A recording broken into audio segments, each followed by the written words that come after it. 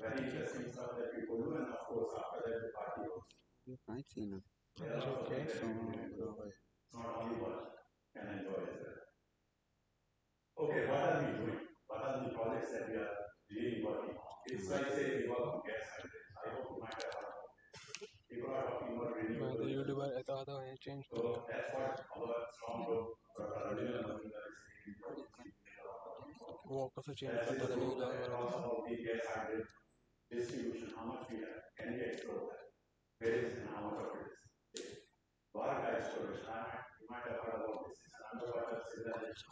Ground long back and it was discovered by people only after. We had Setu Samudram. Long back between India and Sri Lanka, which should stand fast. It is our institute who suggested where you can do that.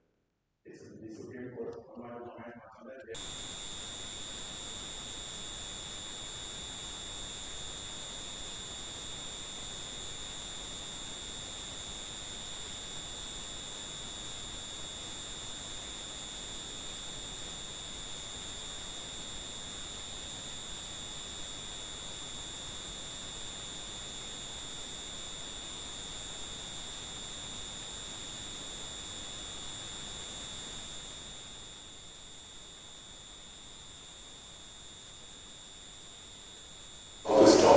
So what we can do to prevent it.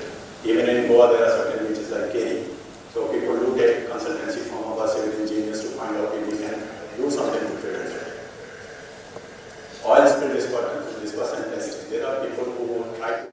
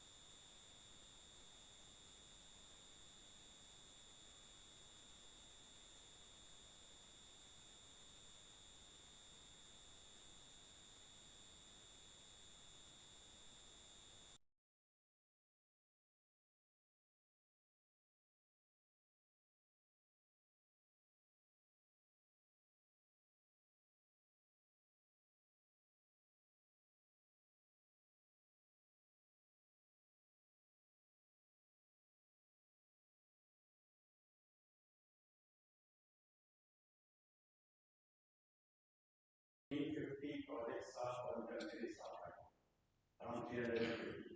That's the number that we have as of now. Out of that, almost majority is the junior research fellows who are here for PhD, then senior research fellows, then project assistants, then project associates, and then other senior project associates. We have a big number of students who have passed out BSc or MSc and joined us for different projects. Their countries have been starting with 20,000 almost to 60,000. That's what they easily get.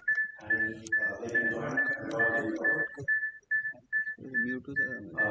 We are in Goa, so that is a very nice thing to tell. So almost 25% of our activity staff is from Goa. Of course, we get a little bit of we have people, students from all over India. Every day, people join us for different projects. On an average, there are around 20 PhDs awarded by the institute every year. That's the number that is almost like a fixed year and year, but that's not year.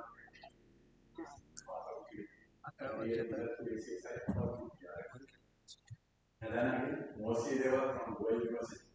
Because our students, our faculty is recognized as a faculty. Laptops of course, now we also started teaching most of my students in CSIR. Was clear, Radha? This is the number that we have for the summer interns. Usually, both around 200 to 250 summer interns that we get every year. They just join us for a few months, October, and then for here for and then they get a report, we get an experience and go back. Where are our students or those who work with us? Name any major established institute in this country. You will find somebody from an IIT. Okay. Name these IITs, even IIS, the topmost institute in science in our country. There are people from our institute. You have in IIT, Kanpur IIT, Kanpur IIT, Vishwa Institute, but we have research. Students who pass out PhD from your country there. For university, of course, there are maybe almost 10, 15 faculties from our institute. They are working there. I think one or two are sitting working. I will see them nearly.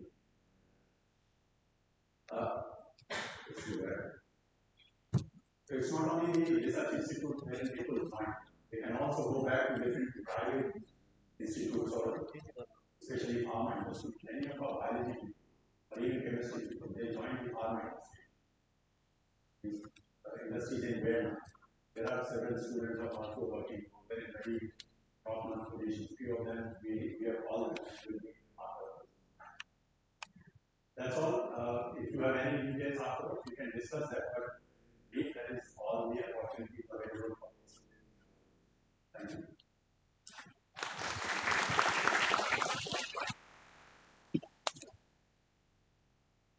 Thank you for the overview, sir. I am sure it made the audience more receptive to the upcoming programs of the event. Taking our event further, I invite Dr. Narsin Thakur to talk on ACSIR PhD program.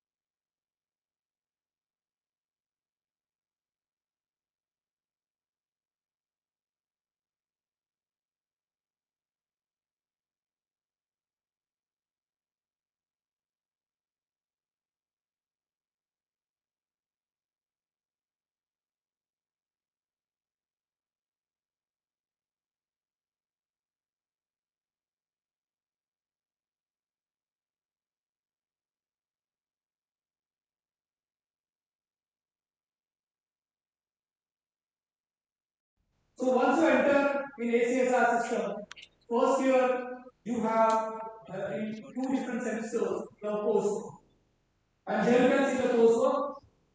These are mandatory courses: research methodology, research and publication ethics, introduction to oceanography. This is interdisciplinary, where we teach biological oceanography, chemical oceanography, physical oceanography, geological oceanography, and instrumentation. Then societal program of 4 weeks. So where our students are going and working in the society, different villages, remote villages, and completing their a short duration of 4 weeks and submitting a report. And in second term, we have advanced courses. You can select some of the courses according to the credits. In physical sciences, we have 10 courses, chemical sciences 2, biological sciences 6, mathematics and information 4, and engineering 2. So here is the sequence of admission. Actually, under ACSR, students can be admitted 2 times, that is in January session and August session. But CSIR-NIO is admitting students in August session. So now online application is open in February. You can see ACSR portal, online application you can submit. Last date for submission of application will be on 23rd May of 2023. Every year in May, April, May, last week you can submit the application. Then there will be shortlisting and interviews during June and July, and semester starts in August. So once you are admitted in ACSR, as just now mentioned by Dr. Rajiv, you are here in National Institute of Oceanography, either in Goa or in our regional centers, Mumbai, Kochi, or Visakhapatnam.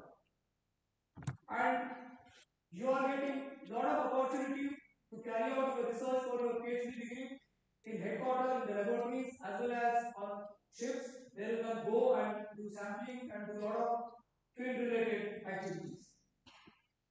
So apart from ACSR, you can also join us for PhD under DRF. DRF is Doctoral Research Fellow, where we are conducting interviews after every 3 months, and we are admitting students under DRF, where you have to register under different universities. So we have recognition from Goa University as well as some more universities, and we can provide you the information. If you are interested, you can join under DRF. In DRF, coursework is not compulsory, but if you wish, you can join for the coursework also. And what could be the eligibility for this? Dr. Rajiv has already mentioned about the eligibility for carrying out PhD in NIO under the ACSR or under DRF. For ACSR, you should have a national fellowship, or you should have at least 1 year of your support from your research project. Suppose some students are joining in the project, they should have 1 year of tenure in project and at least 1 year of research experience. And if you have publication, be really good. So that will be a selection criteria for admission in ACSR. And for DRF also similar criteria is there. If you have national fellowship or if you have support from the project, it would be good to carry out your PhD degree under DRF scheme, where you will be admitted or you will be joining different universities recognized by us. So here are the contacts. I'm coordinating ACSR program, and Rohit Davdekar is executive assistant for ACSR. If you have any query related to ACSR PhD program or even DRF, you can please contact us. Thank you so much.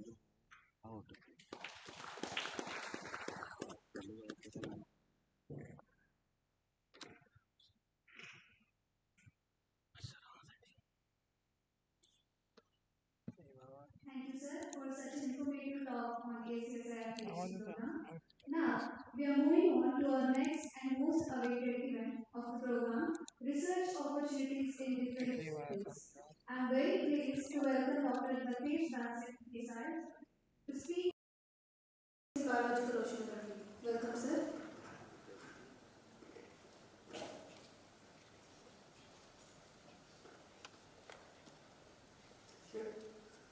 Good afternoon. So by now you have in the last part, in the overview, you have you have heard about the different kind of discipline in a glance. But in the next one,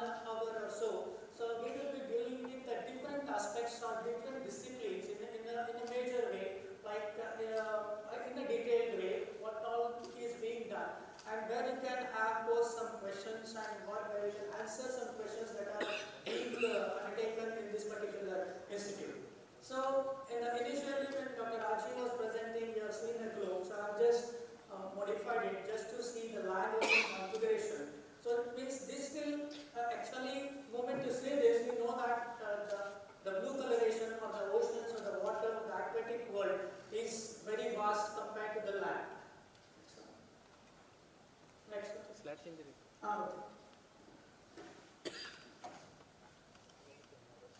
Okay, so when we see the blue coloration, we see that the ocean. But then we have a certain niche areas, then we have mostly we divide it into like open ocean, where we have to go on to the research vessels to carry out the research there, or to collect the samples, or to answer the questions that is posed there in the oceanographic research. Then we have the coastal and the intertidal, where the near coast areas, and then we have the estuarine ecosystem or the lake ecosystem, where we can also study a lot of biological processes. And within this, we have different ecosystems. Again, we study a lot of ecosystems, like we have sandy beaches, we have coral reefs, seaweeds, and the seagrass ecosystem, and we have mangrove ecosystem. So these are the ecosystems which are very familiar. When you go even within the Goa itself, we have almost all these ecosystems present. You might have heard of the Grand Island, where we have a lot of coral reefs present off the coast of Goa, that is off Vasco. Then we have the mangrove ecosystem, one of the largest mangrove system, and recently you might have heard, if you go to the newspaper articles also, you might have read the mangrove ecosystems are degrading at one place, and then they are going and inundating the paddy fields or the rice fields. So there are questions posed why this is happening. So why I am giving you these kind of things is that this can trigger some questions to put why. So why this is being happening? Why? What is the cause for all those kind of things? So we are also trying to address this, and if you are growing up, if you want to take up some research objectives in these kind of aspects, so that will increase your interest in this kind of areas. So when we talk of biology, means biology is life. But when we say life, it is not independent of anything. It is dependent on your surroundings, or what we call as the habitat, or the ecosystem that we are living in. And we adapt to different kinds of environment as it comes in our way. If you see this particular on the right panel, we have the kind of atmosphere, then we have the biosphere, geosphere, and the hydrosphere. So why I am putting it that everything is interconnected. You cannot just deviate, or you cannot just isolate biology from other aspects. So and if you see the water cycle here, why I am putting it water cycle? You know the water cycle, and we are sitting in such a place where if I talk of Goa.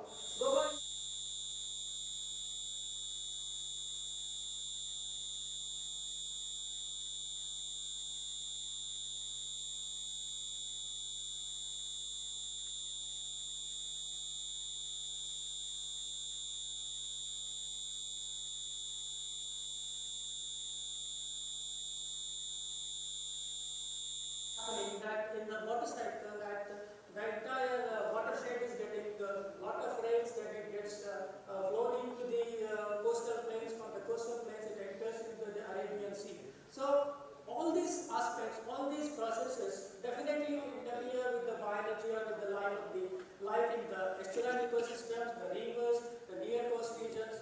So we are addressing these kind of issues while taking up a lot of research problems to understand what will happen to the life in this area. So this is a broad picture just to introduce you to the divisions of the marine environment. When we say divisions of the marine environment, you can actually see that it is a three-dimensional system. If you compare the land with the oceans, land is, I can say that it is a two-dimensional system. And if you see that, because here the organisms, they move in X, Y, Z direction very easily. So most of the organisms. So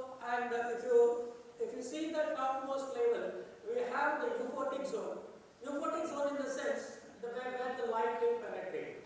So you have mostly the plankton or the phytoplankton, so that they will sustain very well in that. Then you have a little deeper waters up to something like 10,000 plus meters also, and there the light is not there, it's pitch dark. So the organisms living in each of these different realms of the ocean will have to adapt themselves to a different kind of systems. So you may be knowing that as you go deep in the ocean, the pressure also increases. To at least like every 10 meters there is an increase in the pressure by 1 atmosphere. So you can imagine at the depth of something like 10,000 meters, the 1,000 atmospheric pressure, and the organisms are still living there. So what is that mechanism, what is that adaptation those organisms have? So these are the kind of aspects the oceanographers study here. We go on you might have seen the research vessels here. You go, you sample even the sediment and the organisms present in that sediment and study those organisms. So that is a kind of research that is being carried out, and several aspects of this particular biology we are taking care in this particular institute. So this is a simple marine food chain. So you all must be, as a biology student, food chain is not a very difficult word. It's a common word when you have at the graduate level, at the postgraduate level, food chain, because it also happens in the land, where we have the grass, we have the rabbit, we show a tiger. Then so these are the kind of things that goes on. So similarly in the marine food web also, you will definitely find this is a kind of marine food web, where at the top level you will find the phytoplankton what I've written there is the primary producers. So what are producers? Producers are nothing but mostly the green plants. So in the ocean environment also, or in the aquatic ecosystem also, you will find these green organisms, which are mostly called the phytoplankton, because the word itself says phyto and the plankton. Plankton is nothing but like they don't have their own way of moving around, or a locomotory organ, because they are on the mercy of the currents. Because initially I told you, it is like we have a three-dimensional, they live in a three-dimensional system, and there are physical processes that are taking place like waves or currents or tides, and these are the planktons, whereas the microscopic organisms, they will be just drifted by these currents. So that means they are not independent of these physical parameters. And when they are not independent of the physical parameters also, they also are they have to tolerate the chemical processes that are taking place in that particular ecosystem or in that particular habitat. So the term biogeochemistry, so we do everything here to study these kind of processes, where the biology is affected by the geological processes, the chemical processes, or the physical processes that are existing in the ecosystem. So we carry out research at each level, like the phytoplankton, the zooplankton. Zoo is nothing but the animal plankton. So then we have the fishes. We also work on the fisheries aspect. Then the larger predators, and finally you can see the term benthos. Benthos are nothing but that is the terminology given to the organisms which are inhabiting in the sediment. That means if you take up a sediment, if you dig up a sediment, you will find a lot of organisms even inhabiting that particular sediment.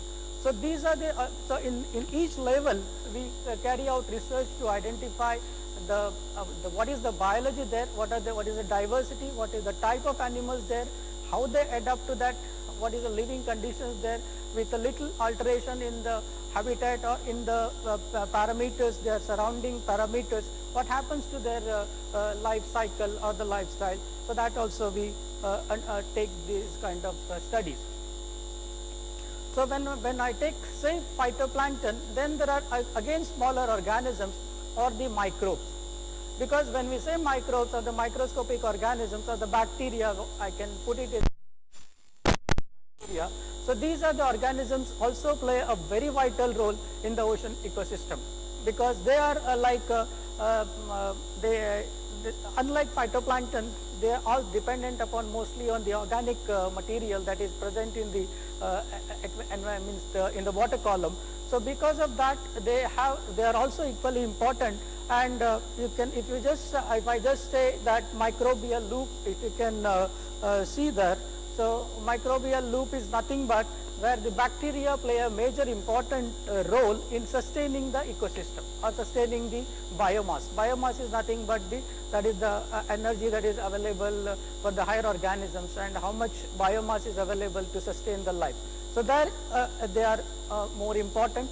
Then we also do a lot of work on the fisheries aspect, like you know that there is now these days we talk a lot of about the climate change. So there is the changes in the current pattern or in the other aspects of the in the ecosystem, how it affects the fisheries.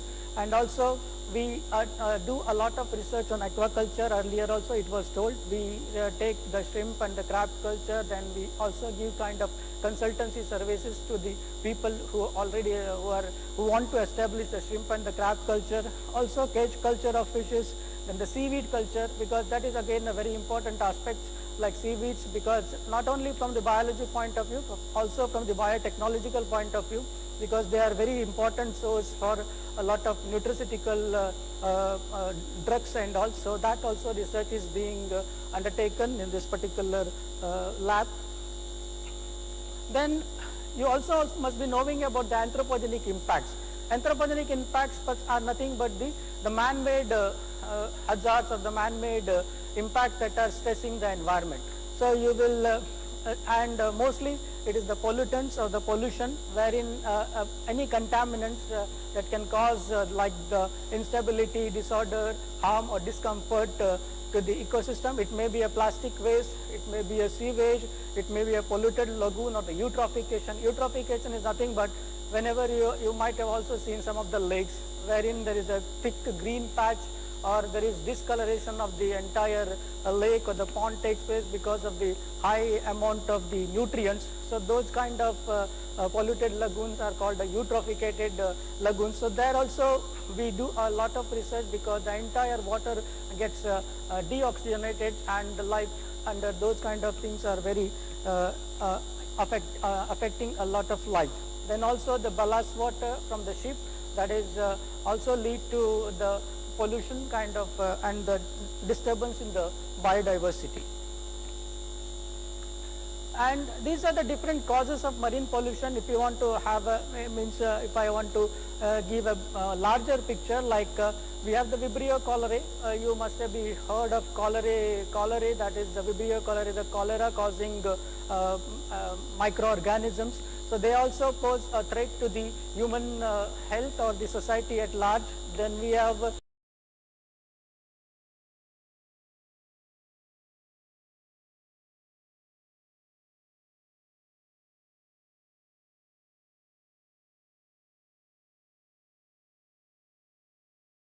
number of phytoplankton, when they there are the also cause concerns to the human health. If you consume the like shellfishes or some fishes which have been consuming these organisms which are causing harmful algal blooms, which are mostly the phytoplankton, they are the phytoplankton, and that even cause neurotoxic effect in the human beings. So that is another aspect. Then eutrophication, if you can directly release some of the nutrient-rich water into the aquatic ecosystem, it can lead to eutrophication. So we are also working on different aspects of the pollutants, and during this to study their impact on the aquatic ecosystem. Then a lot of marine microbiology aspect we are covering here in this institute, and microbes, mainly to study the microbes and their significance in the oceanography. Like it is, we start from the like basics like isolation and identification of marine microbes like bacteria, archaea, fungi, and all those things. Then we also study the structure, physiology, the nutritional requirements and ecological interactions. And another important aspect is extremophiles. Extremophiles are nothing but this bacteria can inhabit very extreme environments like deep ocean environment, the salt pan where the salinity is very high or the salt content is very high. Then some places like hydrothermal vents where the temperature is very high. So still they are thriving there. So So they are called extremophile, and those bacteria also are studied in detail in this particular institute. And then there are different molecular techniques for these microbial community analysis, because you know that non-culturability, that the percentage of culturable bacteria is very less. So because of that, lot of advanced techniques are available, advanced biotechnological or molecular technologies are available that we are utilizing in this particular laboratory to study their entire diversity. Then the micro-mineral interactions, so which is very important, because they are very important because trace metals which are in a very low quantity, and they determine their diversity. So that also is another big project that is being carried out in this particular institute. Then industry and pollution microbiology, which is another aspect, because there are very important industries which deal with these microbes, and then they require some help in the biotechnological aspects of the microbes, which is also being carried out. Coastal and industrial, then the sewage and the microbial pollution, eutrophication, what I talked about, water quality, microbial interaction, bioremediation. Bioremediation is another aspect which is very important from the industry point of view, which is also being carried out in this laboratory, where you can do a lot of research on the bioremediation of the maybe plastics or other harmful elements that cause ecological imbalance in the aquatic ecosystem. Then the microbial world, that all three biological domains, which include the microbial organisms or the microorganisms like bacteria, archaea, then fungi, plants, protists, so everything is covered in the research. Environmental DNA, we talk of the advances in the community DNA sequencing, wherein when I talked about and the computational analysis of the microbes or the microbial organisms, which right from the genomics to transcriptomics, the proteomics, the metabolomics. So all aspects of the biotechnological applications have been carried out in this laboratory, which you can really interest you. Then marine biotechnology also, where is the basics and essentials of marine biotechnology. The proteins, that is very important, their structure and the protein sequencing. Then bioprocess and industrial biotechnology, that also is being carried out. Enzymes and the relevance in biotechnological application, industrially relevant enzymes, because enzymes are very important in many of the places. So that is another thing. Then techniques for a large scale production of marine microorganisms and their production for industrial applications. So these are also, and finally the bioinformatics. So that is also is another aspect of biotechnology, because these days a lot of bioinformatics is required in the research. So that also is being carried out in different laboratories in the biological oceanography. So and finally to sum up, that is another important, after leaving all this, so what is the adaptation of organisms to the marine environment? So different kinds of adaptations those organisms have to undergo while taking the brunt or the pressure of the entire ecosystem, which is changing. And goal of biological oceanography, to describe how physics, chemistry and biology interact to determine the distributions, the composition, the functions, the biogeochemical activities, the trophic interactions of marine community. So in essence, biology cannot be done just means in isolation. So you require a kind of these other disciplines, and which is also being carried out, like a transdisciplinary approach is being undertaken to study the biological oceanography. Thank you.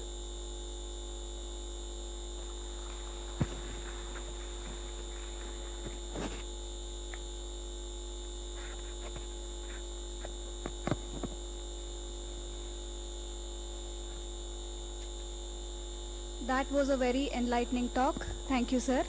Next, gracing our stage, Dr. Sibi Kurian, to shed light on opportunities in chemical oceanography. I welcome you to the dais, ma'am.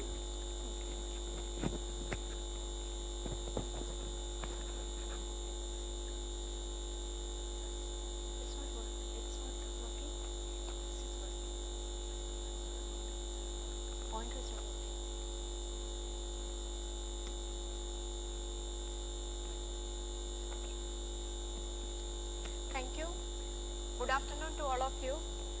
Myself Sibi Kurian, I work in the Biogeochemistry group in Chemical Oceanography Division.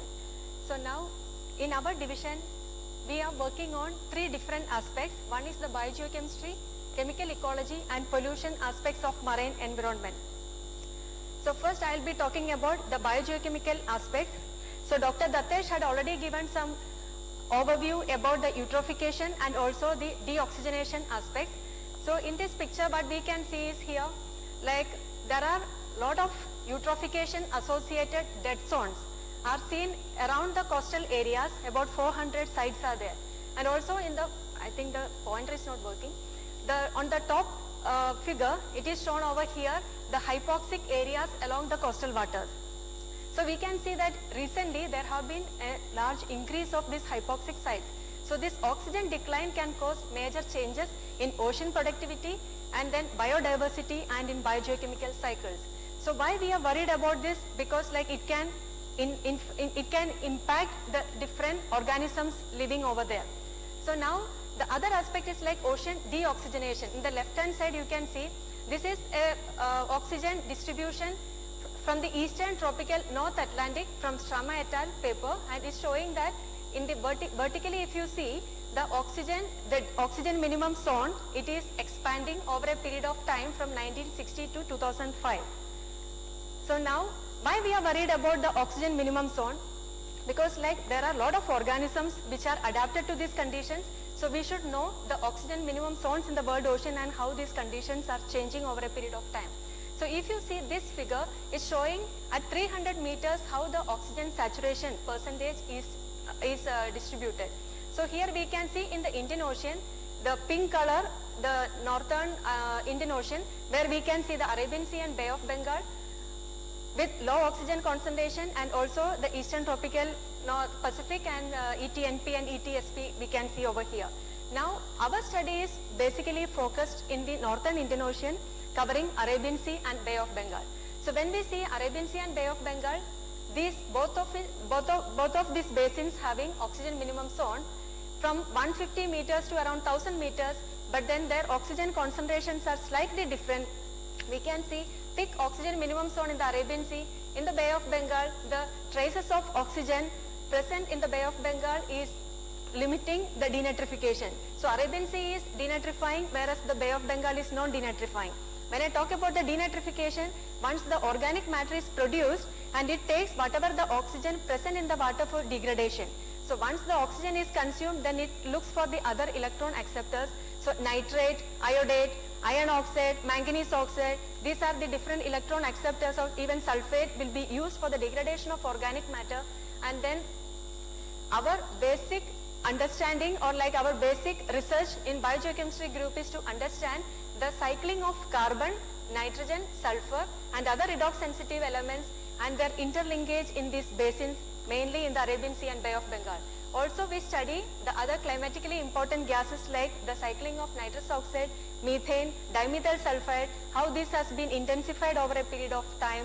And apart from the open ocean OMZ in the Arabian Sea, we also have a seasonal oxygen minimum zone along the western continental shelf of India. So this is like happening as a natural process called upwelling. So this entire west coast of India is covered with low oxygenated, high nutrient water during the period of like June to September. So during this time, like we have these low oxygenated waters, but they are high in nutrients, so it increases the primary productivity, and then in turn the processes which I told earlier, like the denitrification, sulfate reduction, and with the buildup of nitrous oxide, this happening in the water column. So the right side we can see the climatology. So now we have a station in the Kandolim time series station. It's around 27 meters water depth, and then here we see the hydrogen sulfide buildup over a period of last 25 years. That is showing that there is a declining trend of H2S in the water column, but then recently it has been again increasing. So our one focus of our research is like to understand the physical mechanisms responsible for these low oxygen conditions and how it's impacting the ecology, mainly the phytoplankton, zooplankton, and in turn the fishery potential of the region. The other aspect in our group what we are studying is the ocean acidification. You all know that ocean absorbs most of the carbon dioxide which is released, and then this is reducing the oceanic pH. So because of this excess CO2 dissolved in water, the H plus ions, the excess which are produced in the water that combines with the carbonate and form bicarbonate. So what happens is these carbonate ions are not available for the calcareous organisms to build their shells. So now along the west coast of India, during this upwelling season, this low pH water which are high in CO2 is residing over the shell for few months. So our interest is to see how this low pH water can impact the calcareous organism. So based on the field studies and also the laboratory experiments. Recently we also started working on other aspects called the natural buoyant flake fertilization. The earlier, all the iron fertilization experiments, we have used iron sulfate directly released and then how the phytoplankton bloom is happening. But in this concept, what is like the rice husk, which is a source of silicate, will be added with the iron or rejects. So that has the iron and also it's bound with the liquid lignin and we make the flakes. So these flakes can float on the seawater surface and then it can release the required macro and micronutrients over a period of time and then that can sustain the primary production for a longer time scale. So now the concept is over here like the diazotrophy, like when you have enough iron in the system and then the nitrogen is fixed by the diazotrophs into the system and then ammonia is available and then with the enough silicate and then the diatoms can pick up, and since diatoms are heavier it can sink to the bottom and then that way the CO2 can be sequestered. So in last year April we have conducted one mesocosm experiment in the Arabian Sea and with different combinations of like surface area of these flakes and then this has given us promising result. So what our future plan is like we have submitted a project proposal to see the different combinations of this iron ore rejects or the flakes which are produced, which can be made with the volcanic ash, how it can be used for this natural buoyant flake fertilization experiment.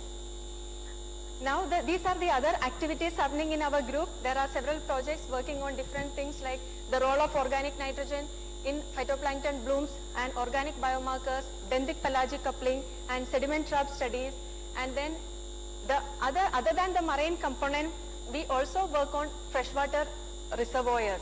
So during the last project, we have covered about 18 reservoirs for different aspects to see the eutrophication and also the methane emission from these reservoirs. So we have seen that like though during the summer stratification, methane is building up in the hypolimnion, means the bottom layer, but then it gets oxidized and then the emission to the atmosphere is not much. So there is a process called methanotrophy denitrification coupling. So that controls the methane and the emission of methane and nitrous oxide to the atmosphere. So now we have a project in which we are working on how much methane flux is coming out of these freshwater reservoirs. That is about the biogeochemistry group, the major activities. The other group working on is the chemical ecology, mainly to understand the chemical ecology for bioprospecting. So we have a group, bioorganic chemistry. There the scientists, they are working on like select some organisms mainly from the intertidal region and see these organisms for bioprospecting. Like chemical ecology is the study of how these organisms interact with the environment. So during these chemical interactions, they produce some metabolites, mainly the secondary metabolites, and they are like allelochemicals. So these have some different applications in terms of this,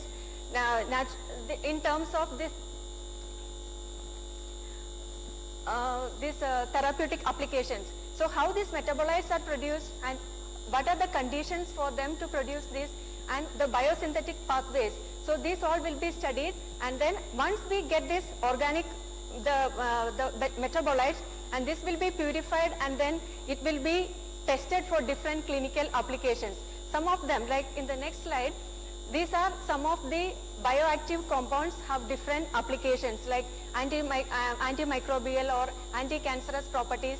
So these organisms will be taken and then extracted for these bioactive compounds, purified, and also they are tested for different therapeutic applications and also for the cosmetic applications. Now the other thing is like converting the waste into a valuable new product. A lot of food waste is being produced and then this can be converted to valuable products like collagen, chitosan or heparin or fish oil. So this group is also working on this aspect. apart from that, the other group working on marine pollution. So already the microplastic has been told in the previous slides. So now the toxic heavy metal contamination is one thing which we are focusing on. So here, like when we talk about the heavy metals, we have mercury, lead, cadmium, copper, tin. These have different sources in the ecosystem. So basically, when these excess heavy metals are present, it can result in various chronic and acute toxicity based on the biomagnification. Like if you see the mercury in the coastal seawater, its concentration is very low, 0.05, but then microgram per kilogram. But when it passes through the food chain, it can biomagnify, and then plankton, planktivorous fish or the predatory fish, the concentration can be as high as like 244 microgram per kilogram. So now the focus of this study is like to do the environmental monitoring of this toxic metal pollution, metal speciation, and also the degree of metal contamination, and also which are the factors responsible for this metal toxicity. We have also a scientist working on the development of chemical sensors. They are called chemosensors, and then to see to detect and quantify the toxic heavy metals from this. So these are like some of the probes which can be chelating with the metals present in the water column, and then it can give a different color or spectra. So based on that, we can identify and quantify the toxic metals. And also he is developing the zeolitic imidazolate framework to remove or degrade these toxic heavy metals from this water column. And the other aspect is the microplastic pollution, which has been already talked about. The major concern over here is like to see the various sources of microplastic and their pathways and fate of microplastics, and then mainly more than the microplastic, the persistent organic pollutants, because the microplastic can act as a vector and absorb all the organic POPs, like persistent organic pollutants, and then that can adversely affect the organisms. So now these are the main activities in our group. So you can visit our website, and then you can see the scientists who are working on different aspects and contact them for your internship or like dissertation or PhD program. Thank you.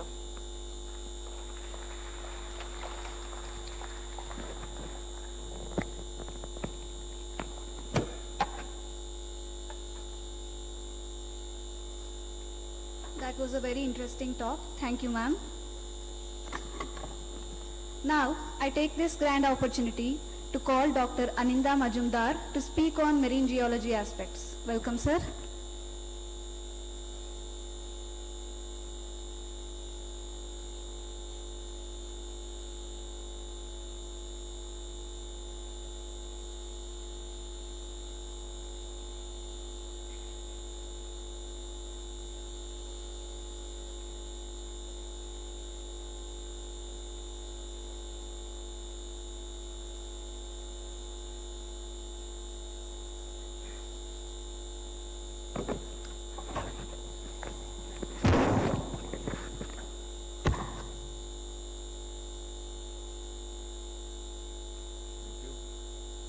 How is it going?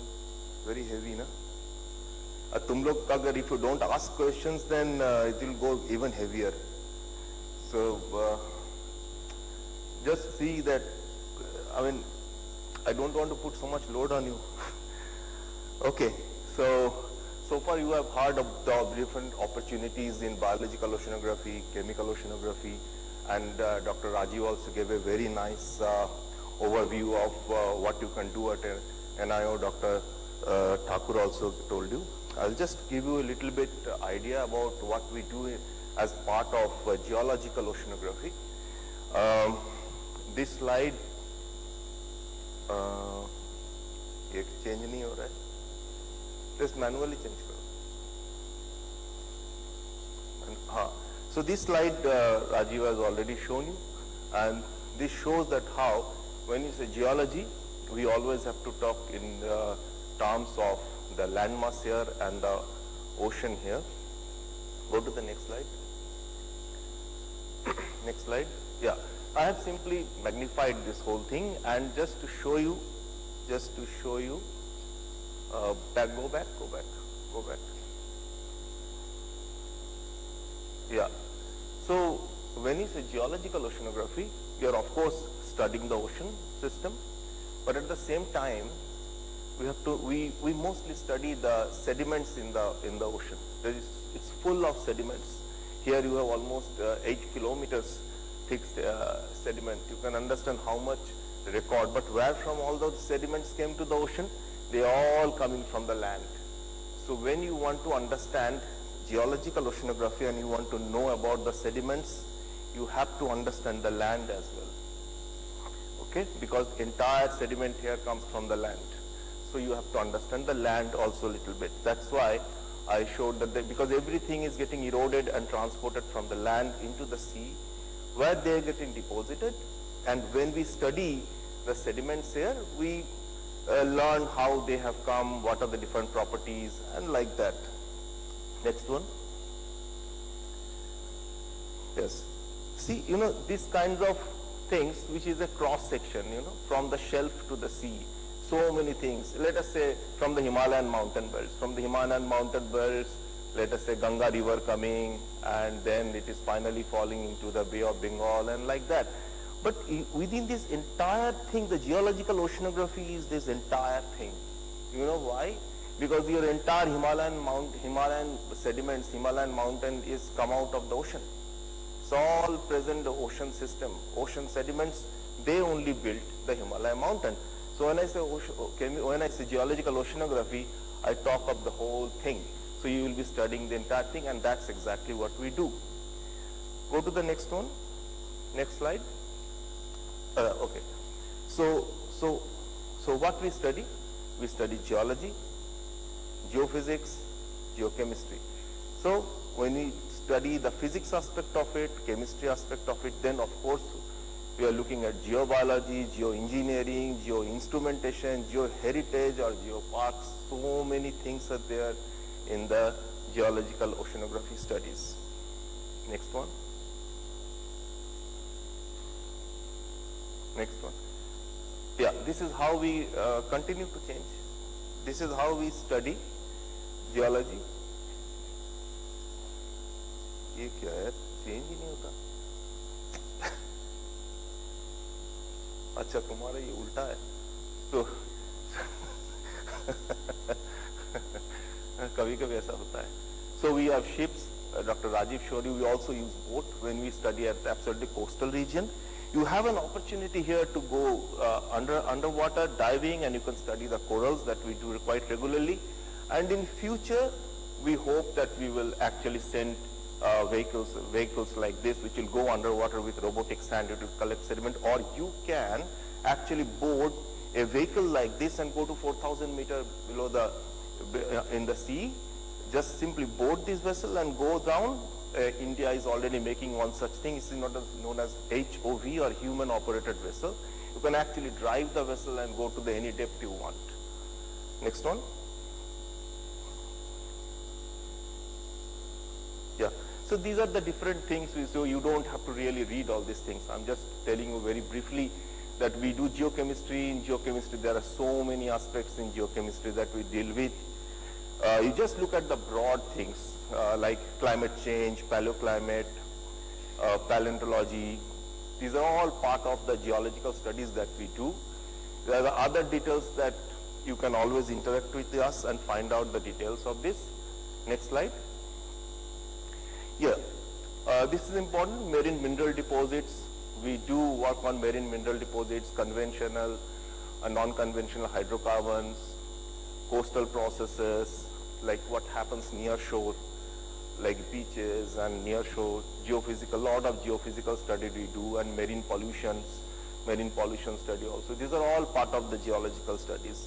Next one. Yeah, the NIO is full of facilities, and very, very expensive instrumentation, lot of facilities. If you come here, you will really enjoy working here. And you have everything from A to Z, everything under one roof. You have every instrumentation in this institute. Next one. Okay, and how to apply your scientific work, this is very important. You know, these days government is very much focusing on applied research. So whatever you do, you should be able to find an application.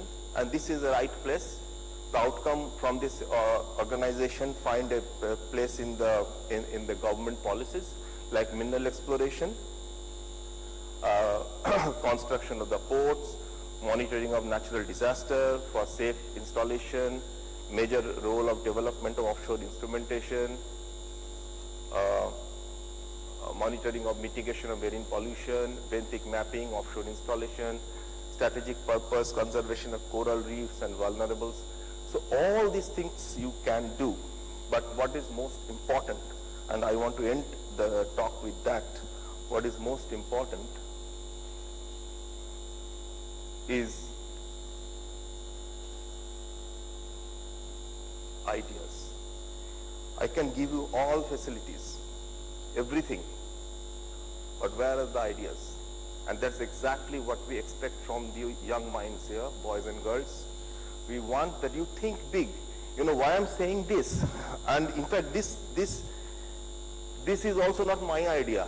This idea was given to me by Professor S.K. Tandon, who was my teacher when I was a PhD student in Delhi University. He always used to tell this, and this word was actually his word. Great ideas and it costs nothing. So you people have that freedom of thinking. Think, there is a big institute at your disposal.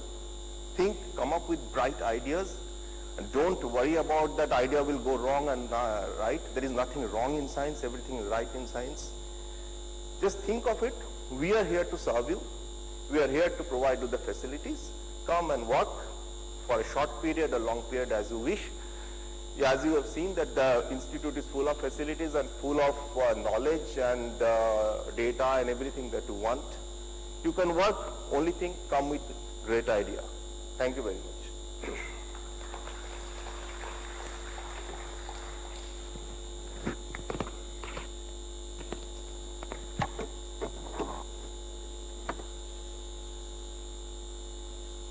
That was an eye-opening talk. Thank you, sir. Our next presenter is Dr. Aparna Gandhi, and she will be speaking on physical oceanography aspects. I welcome you to the dais, ma'am.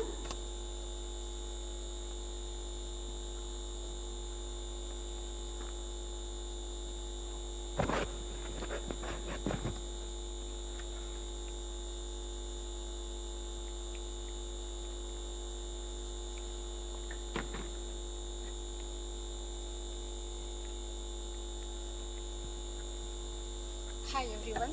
Today I'll be talking about what are the research activities which are going in Physical Oceanography Division. I'll try to keep it very simple. I feel most of you are tired and okay. Go to next slide. No, I don't want to use that. Yeah.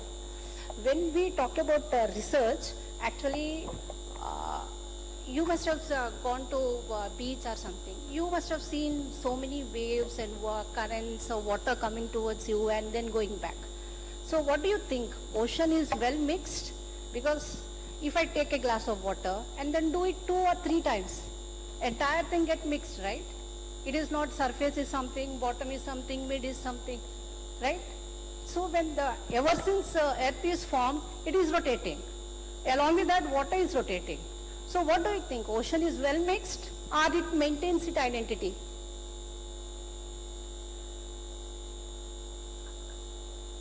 What do you think? What do you think? It maintains its identity, water parcel, or it gets mixed? I need answer for this. Doesn't matter right or wrong. Okay, I also don't know. But this is what I hypothesize. Like because water is mixing, I feel that entire, like in a glass I have seen, like when you heat a cup of water or make tea, it is never like that bottom is hot or it is always mixed. So what hypothesis I make, that ocean is well mixed. So how do I prove or disprove that hypothesis? First thing is, I made an hypothesis. So I go to the ocean and observe it, right? Then I decide, measure the temperature or whatever. Then I decide whether my hypothesis is right or wrong, right? If it is well mixed, I have good reason. Earth is rotating, water is rotating, it is mixing, right? But if I feel there is a change in temperature or change in the salinity, ocean water is salty, right? So then I need to explain why it is happening, right? Then I can't measure, go and measure everywhere in the ocean, right? So I go and measure at one place, 2 places, or maybe 10 places over the years. So how do I extend that to the entire ocean?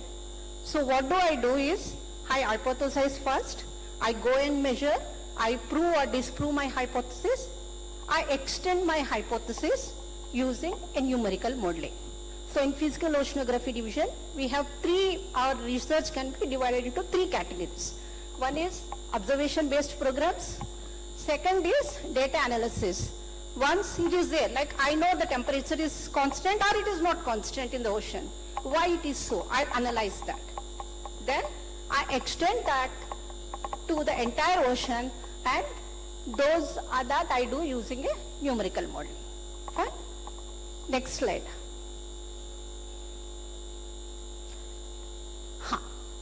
So currents currents are where water moves along with a certain speed. It is like you have a car, it moves with a certain velocity, right? Even in the ocean, water moves with a certain velocity. That means it has both magnitude and direction.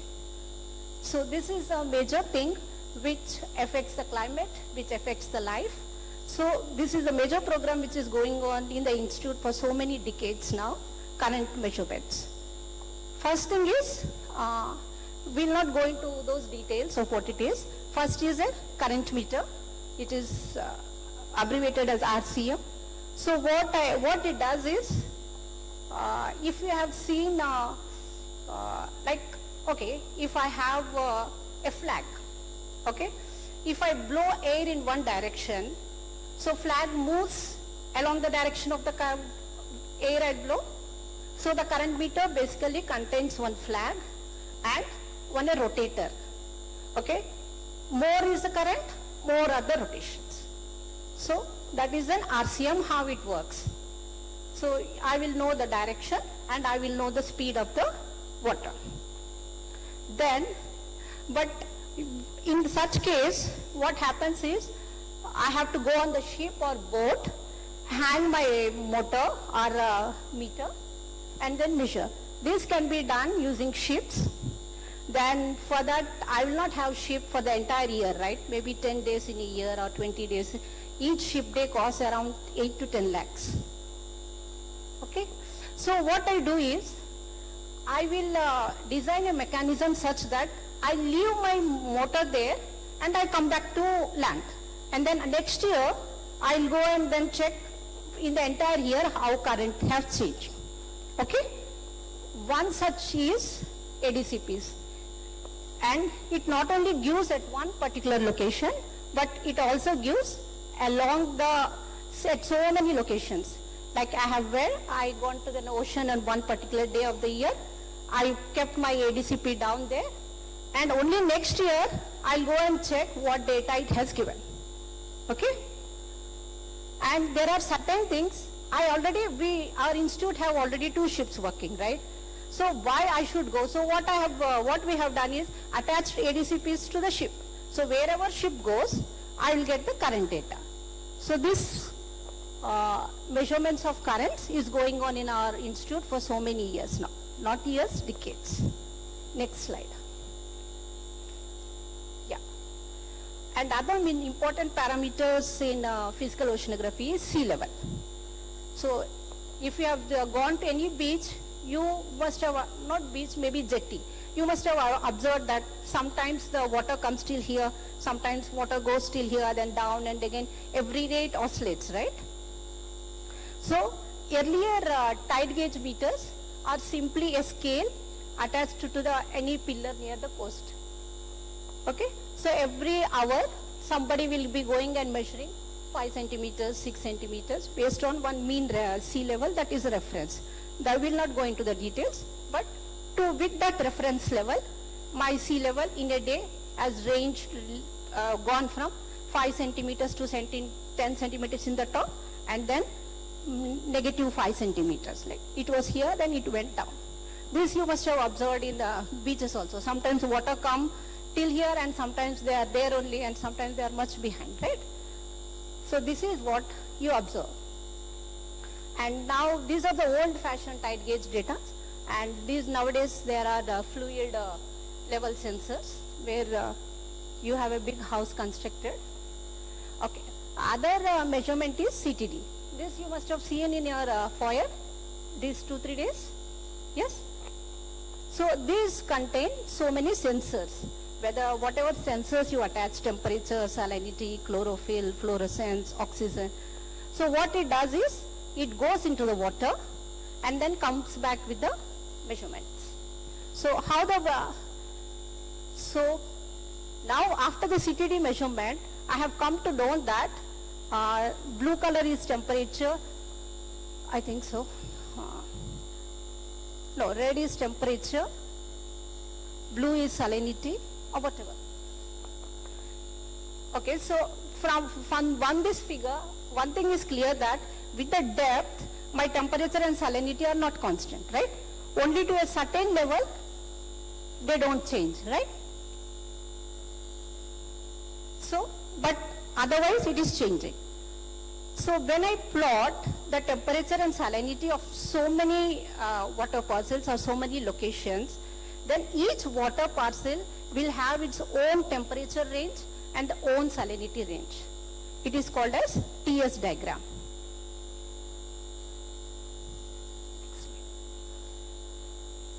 Okay.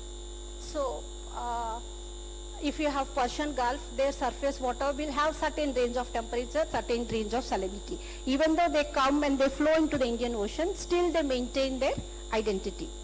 So in the Indian Ocean or in the Bay of Bengal, Arabian Sea, if you look at, you will have different waters, Red Sea water, Persian Gulf water, Arabian Sea high saline water, like that. This is one of the most important and the water formation, water mass formation, where it has formed, how it has traveled, what happens if it has traveled.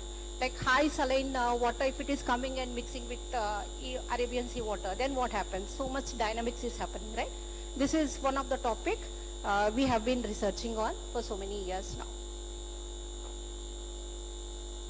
Okay. So we have now so whenever water moves from one place to other place, it is because of the currents. Do currents change every year or every day or every month? That is what we also study, the current variability. So it really changes in direction. Like sometimes if positive is red color and negative is blue color. So sometimes it goes towards the equator and sometimes it goes towards the poles. In a year, in a day, it has more variability. So why these current studies are important? One thing is, in a longer term, they affect the climate. They maintain they push the hot water from the equator towards the pole and then bring the cold waters towards the equator. So they maintain the climate. But in the short term, see, suppose a company person asks me, and then I want to dispose my pollutants at such and such place. You tell me when to dispose.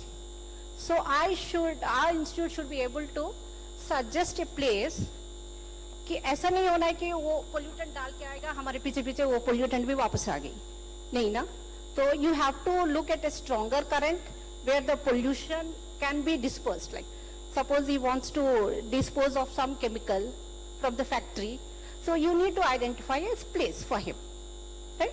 कि ऐसा नहीं वो डाल के आया हमारे पीछे पीछे वो वापस आ गई ऐसा नहीं हो सकता. So for that reason you require current studies. And one important and more fascinating thing is that forget pole word or equator word, blue and red colors are in opposite. So if you look at some regions, yeah, this one, suppose say here, top layer is moving like this in the ocean and the bottom layer is moving towards me, right? You can see that. Like these are the interesting dynamics in the currents that we study. Next slide.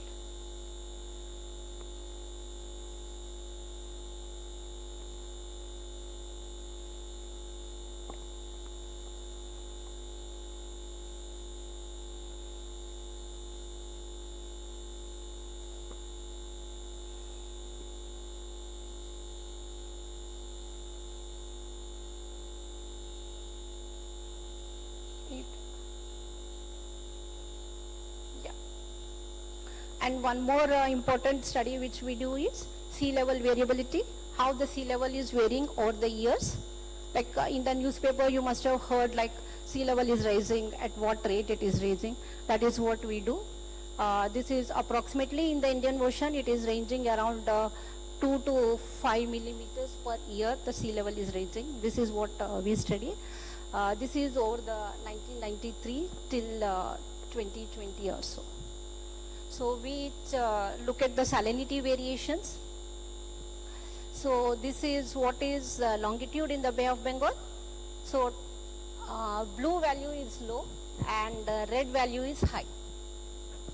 So what is that you can make out from this plot is, at some seasons, northern bay is less saline or fresh water is there. Any guesses why it can happen? Only during certain times of the year? That too generally it is that low saline water is starting from July. Any guesses? Why only in the northern bay salinity is less? Where does the fresh water come from? Where does the fresh water come from? I can't hear. Gadgets? Monsoon, yes. So suppose in a particular year the salinity has gone so much low, then what does that indicate? That time monsoon is strong, right? So next slide. Okay, not only by depth but along the surface also temperature is not constant.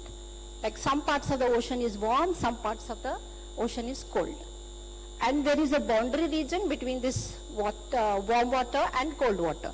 Those boundary regions are called as SST fronts. Why these are important is, at the SST front, they have more potential to find fish. Most of the SST fronts, they act as a potential fishing zone. Right? So from the satellite, we found out where are these boundaries existing, like exact clear-cut boundary. It is not like a wall constructed in the ocean, but it is around a 10-kilometer range where this side of the portion of the front is warm and the other side is cold. So this is how we identify and then study them. Okay, next slide. Okay, third portion which I was talking was modeling, right?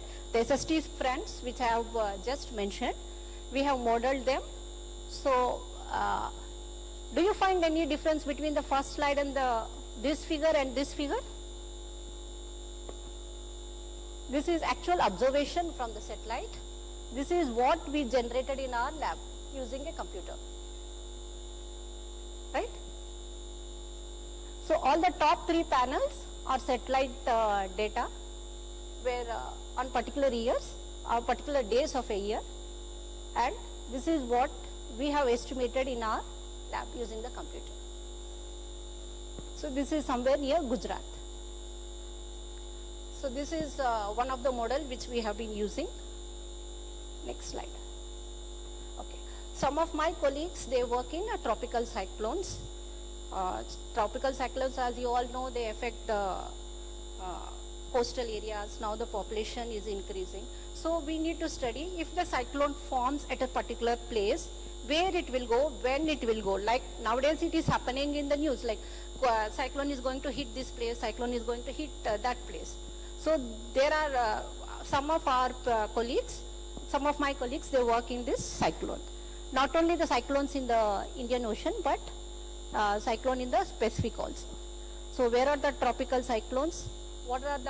Which regions in the ocean are more prone to cyclones, and how they will affect, whether all of them will reach the land, or some cyclones are there, they form in the ocean, they die also in the ocean. Okay, next slide. Then Rajiv was mentioning about tar balls and oil spills. There one group works in the oil spills and tar balls. This is one place Like suppose if you have seen a tarball in Goa, it need not be formed at Goa.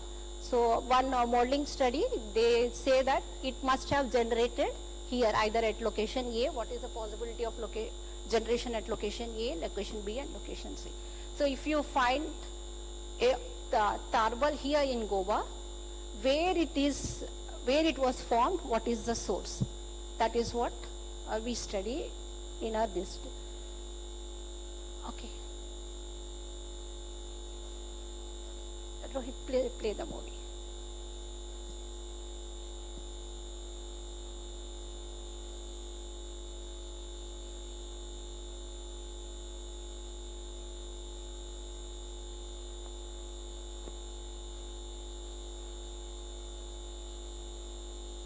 Yeah.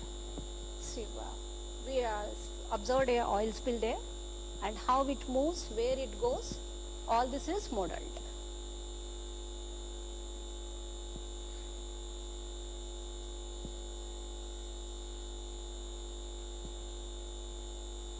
Thank you.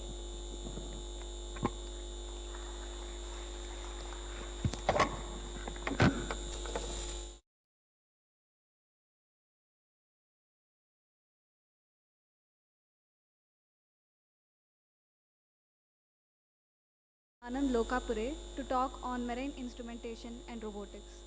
Welcome, sir.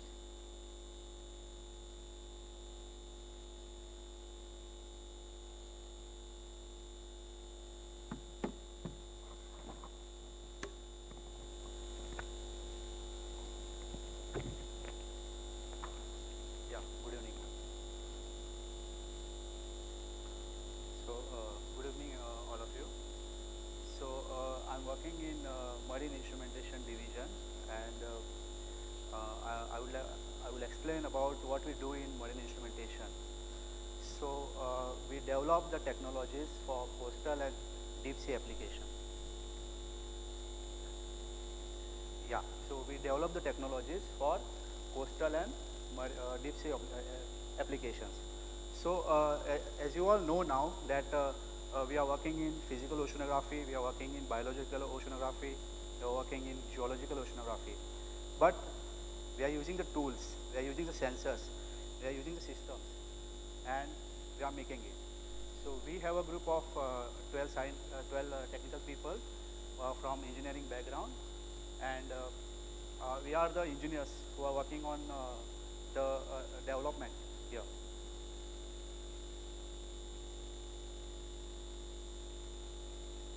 Okay, so these are the projects what we have done and we are doing currently. So this is the AUV, Autonomous Underwater Vehicle. This is one of the oldest projects with what we have done here, and it has many electronics as well as mechanical engineering expertise. Okay, so in this you can see lot of engineering things like a controller, a computer, there is a motor, then there are actuators, there are batteries, and with this vehicle we attach the sensors. And what we do is we attach the sensors to the nose cone of the vehicle, and we do the survey, and that data we store in the memory, and that we analyze. So we actually develop the tools which helps oceanographers to do the science. So you can see there are total three systems here. One is autonomous underwater vehicle, one is autonomous vertical profiler, and this is the latest one, Coral bot. So why three different systems? So all three are different because the application is different. So we also understand the applications. What applications we are going to use our instrument. And based on that, we do the mechanical design as well as we do the electronic design.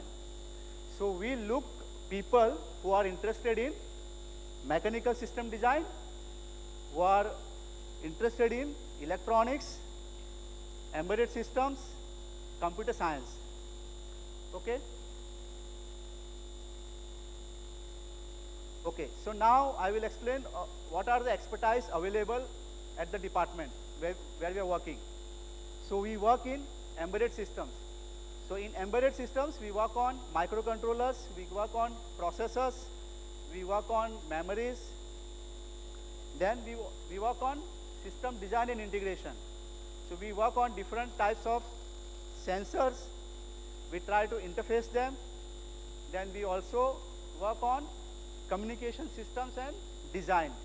So one of the challenge in oceanography is communication, how to communicate with the instrument. So we work on wireless communication, we work on wired communication, we work on acoustic communication. Then we work on control and guidance and graphical user interface. So why this is important? When we control the vehicle, we make sure that we control in best possible way and with accuracy. So we have a team here, we also work on controls and guidance, navigation of the system what we have developed. Then in department, we work on sensors, signal processing and conditioning. So again, this is again important in engineering, where we try to understand the sensor accuracy, the resolution, what type of sensors required, and how to interface these sensors to the system. Now, recently we are also working on machine learning, deep learning, computer vision, image processing, development of AI algorithms for oceanographic research. So previously we were working on data, like we used to gather the scientific data, chlorophyll, oxygen, temperature. This was the data what we wanted. Now we are trying to explore working on image. We are trying to go and take the image. We are trying to go and take the video, and we also do image processing. We do image enhancement. We also do image detection. So we also work on, so here we need expertise from computer science. Then we also try to work on the challenges in oceanography, that is coral reef. We are trying to understand the importance of coral reefs, how it is changing, how the dynamics is changing in corals, bioluminescence, then ocean color. We also have expertise in particle physics. Then we also do some exploration, archaeological exploration. We take cameras, we go do some diving. And we also work on air-sea interface, where we try to understand inertial dispersion system, autonomous weather station, sea gauges. So in engineering, we try to work in hardware development, in software development. Okay, in software development we do programmings. In hardware development we do system design, system integration and hardware testing. Okay, so what are the facilities available at Marine Instrumentation Department? We have a workshop with lathe facility, drills, all the mechanical tools what are required to make the mechanical system. Then sometimes we have to make small attachments to the systems what we have, or we want to improve the system. Then we also make some 3D models and we print them and we attach to our system. We have workstations for doing image processing, artificial intelligence, deep learning, machine learning algorithms. We also have electronics testing setup, DSOs, function generator, and we sometimes do soldering, so we can change some things. And we have also expertise in mechanical system design, that is by using SolidWorks, ANSYS, and we also do PCB layout and OrCAD design.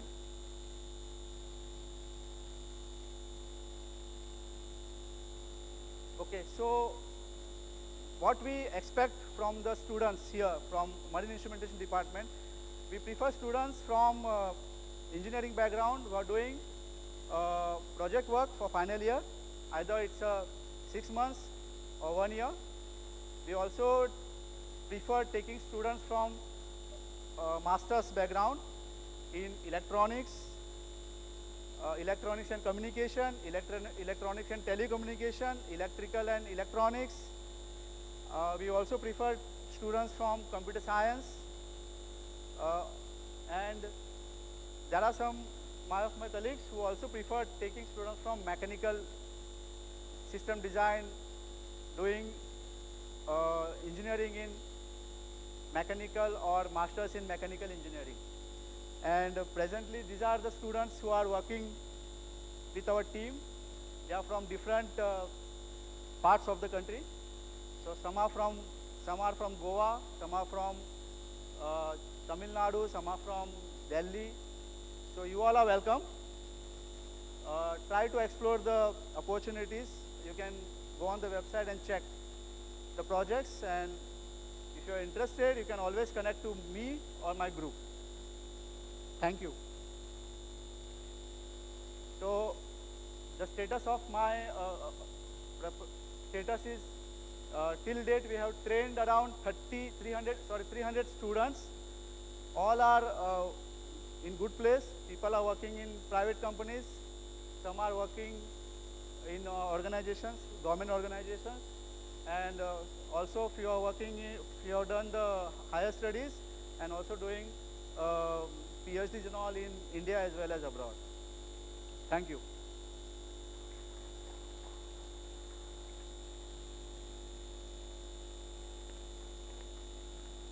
That was a very illuminating talk. Thank you, sir.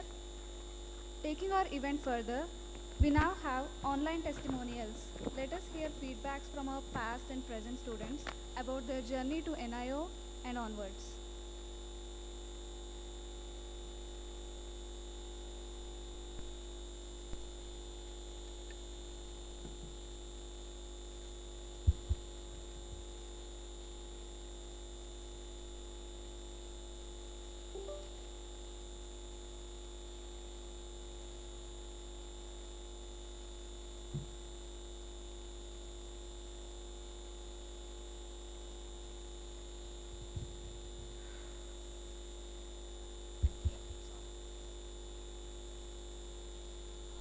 Yeah, so let us hear first from Dr. Suprit Kumar. He is currently the Regional Director in Indian Meteorological Department, Andaman and Nicobar Islands.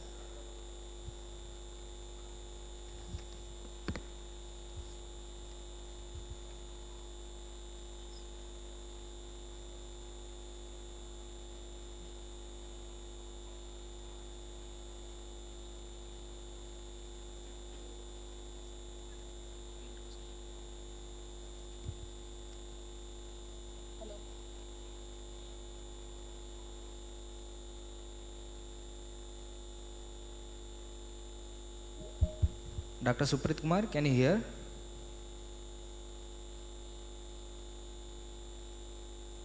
Can you unmute yourself?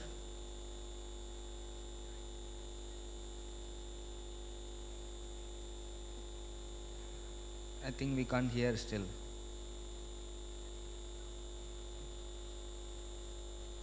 Can you switch on your video, please?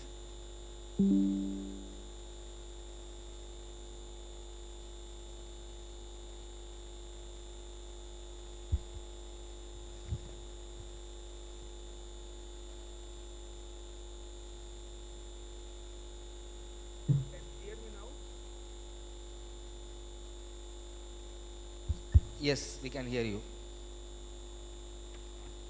I have to start. But still we couldn't see you. Video is not available.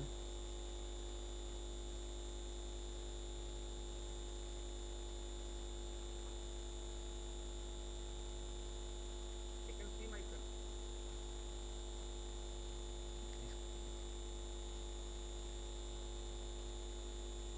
We can hear you, Suprit. We can see you also. Yeah, now can you hear me? Dr. Suprit? Yes. Am I audible and visible? Not yet. I can hear you, but not visible.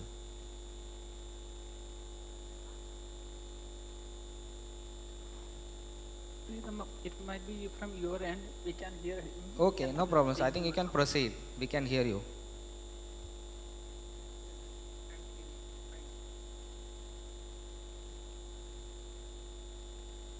My name is Sukhdev. I'm presently working as a scientist here in Ecological Department.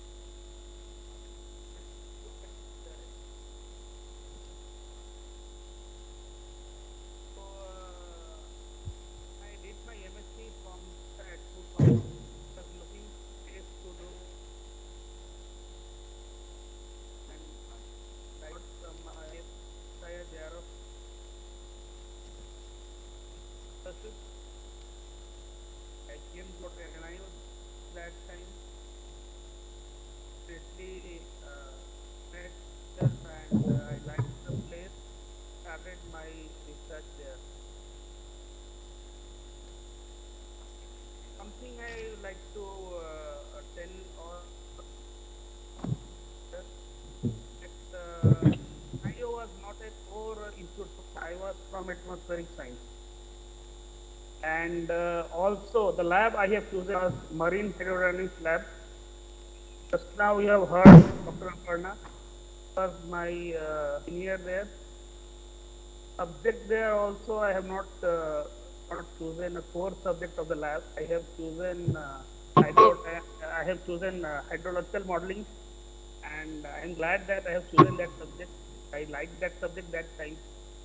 One advice, if I may, all young guys, is that show your dreams and have faith in your abilities and have conviction what you are doing and work hard towards.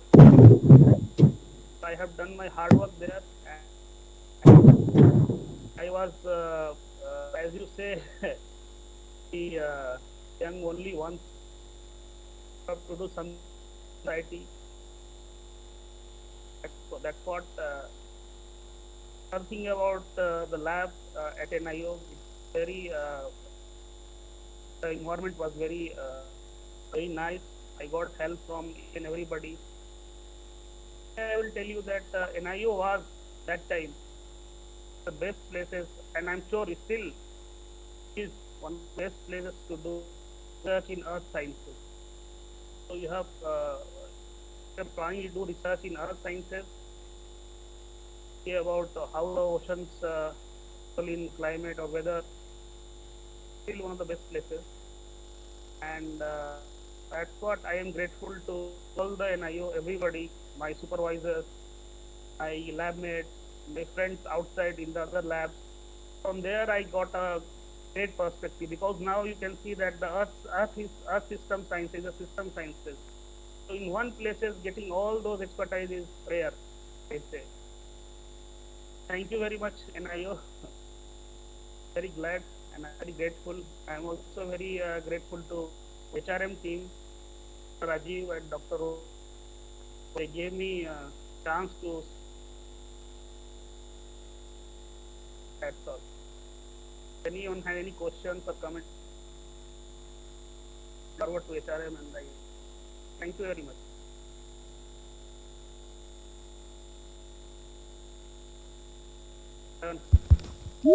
Yeah. Thank you, Dr. Suprit. And yeah, you can disconnect now.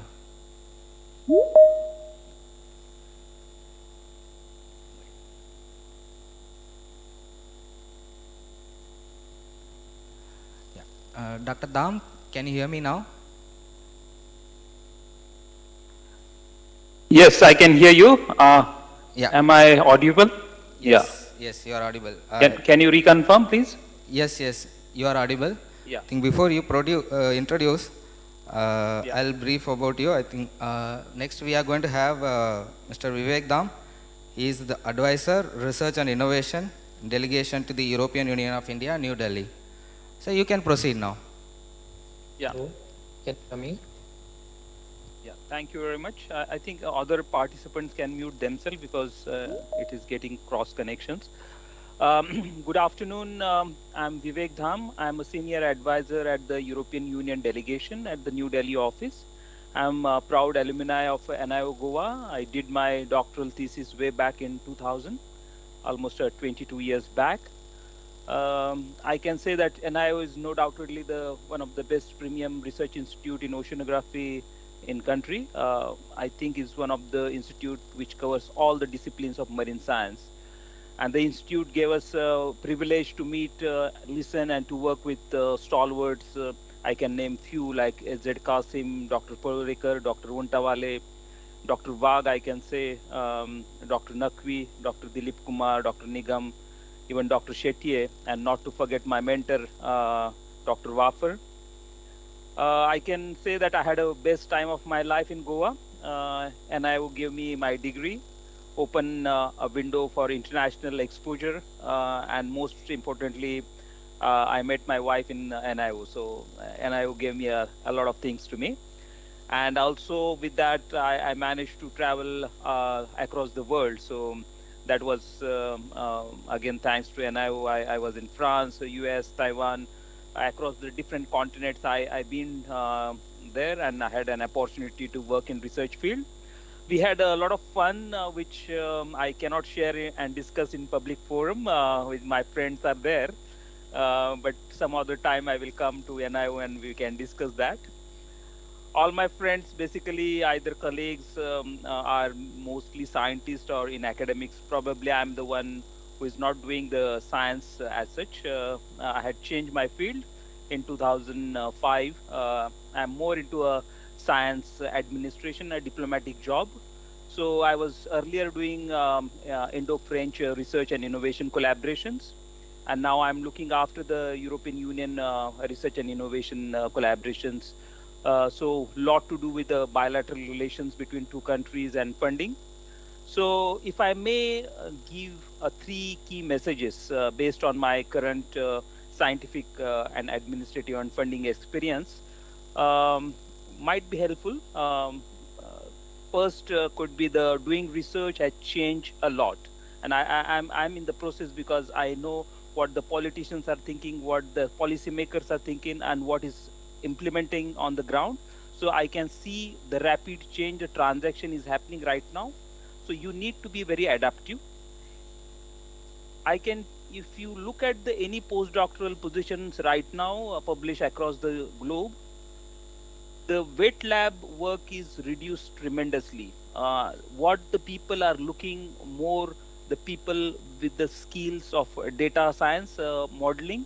So you need to improve your skills. You need to adapt a new additional aspects of your research to be competitive in the field. So all the new positions, if you look, they want the researchers who can handle large set of data, can interpret, can analyze different hypotheses. So this research, doing a research per se is changing rapidly. My second key message will be learning and unlearning, because as I said, the scenario, the technology is changing rapidly. It is more automation, it is more AI. Now the open AI chat GPT is already existing, it is on our desktop. So the doing research is tremendously changed, and it will change. So you need to keep yourself very updated with the new skills. You have to be very flexible. You cannot say that I am so and so specialist. That is the skill which you have, but that skills you need to adapt, you need to implement with the different challenges. So make sure you are flexible, adaptable. And in the EU system, we call as 3 I's. Make sure you are internationally visible, internationally exposed, intersectoral and interdisciplinary, your research. And the last but the not least, my message, which everybody learned during the pandemic, be healthy. You have to be healthy physically, you have to be healthy mentally, because this is the most important part of your life, that without a good health, you cannot proceed. So these are my 3 keywords, and at the end, I can see the camera that quite a youngsters, the aspirants of PhD and postdocs are sitting. So the European Commission will announce its 2023 postdoctoral fellowship in 12th of March. We on an average offer around 1,200 postdoctoral positions. The call is about, you can say 260 million, which is equivalent to 2,000 crores of funding.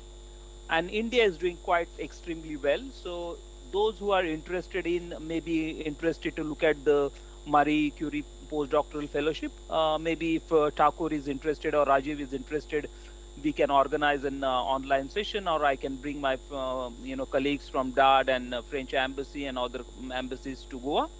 But that is the call which is immediately open for 2023 people who are looking for postdoctoral positions. I will stop it here. Enjoy your stay in Goa. Thank you.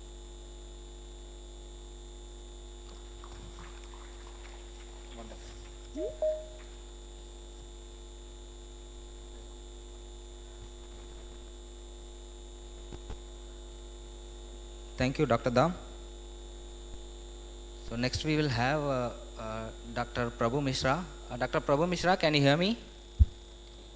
Yes, I can hear you. Okay, can you please switch on your video?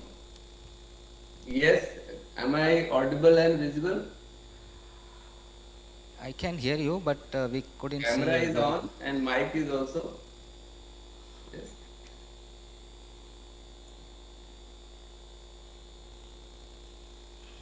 Yes, can you? No, not yet. Yeah, but here camera is okay. Camera is on and can you hear me? Yes, yes, I can hear you. Yes. So may I continue because camera is on here and there may be some problem. I don't know. Let me try again. I think you can proceed. Yeah. Now you can see now. No. No, not yet.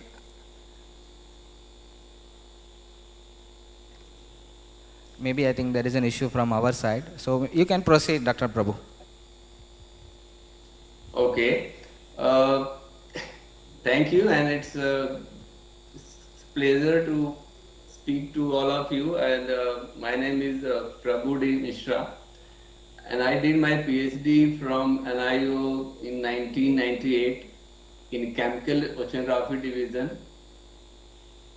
It was really Goa is a beautiful place, and NIO is as well. It was very nice to be there for almost five years. After that, I came to Mumbai and joined pharma industry, that is R&D. I worked with Lupin, then for some time with Cipla, and then Piramal Enterprises. It has been almost 21 years in the research, basically from the natural products. Earlier I was working on the natural products from the marine sources, and that is for the different therapeutic uses.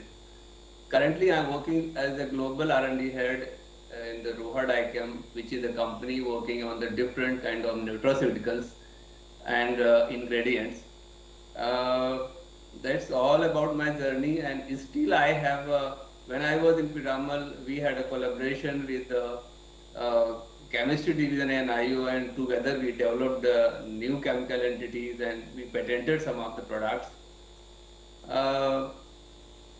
That's all about me. It was very nice to be there, and since I have still contacts in NIO and I do visit there, I can tell you that the infrastructure has gone to the next level there now. What I want to tell to the students which are the who aspire to do the PhD and kind of doing the research, my message will be that please do whatever you like. That is the most important thing. Don't get carried away by what others are doing, or somebody has done something so they have progressed well or they are doing well. No, not at all. Please see that what you like, you do that, you pursue that.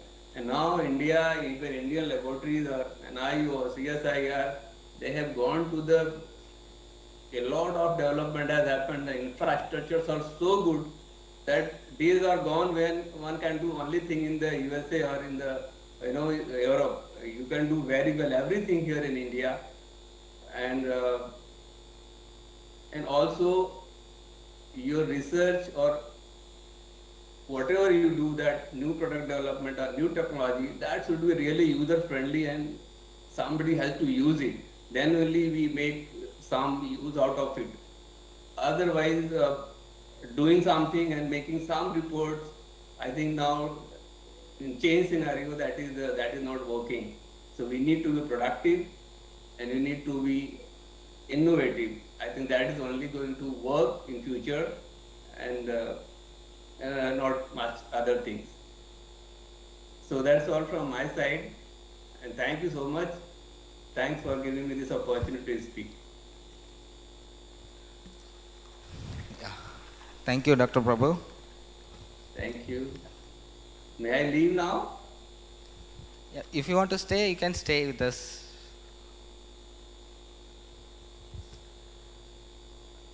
Okay. Yeah.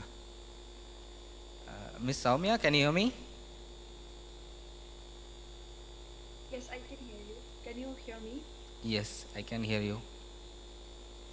Yeah. So next we'll have Dr. Soumya Silori, who has done PhD here, and she is currently working as a postdoctoral fellow in Royal Belgian Institute of National Sciences, Belgium. Soumya, you can proceed, please. Yeah, thank you so much. Hello everyone, I'm Soumya Silori. So I'm currently pursuing postdoctoral research at the Royal Belgian Institute of Natural Sciences in Brussels. And I finished my PhD at NIO at the beginning of this year under the guidance of Dr. Hemanti Biswas. So overall, I had a great experience.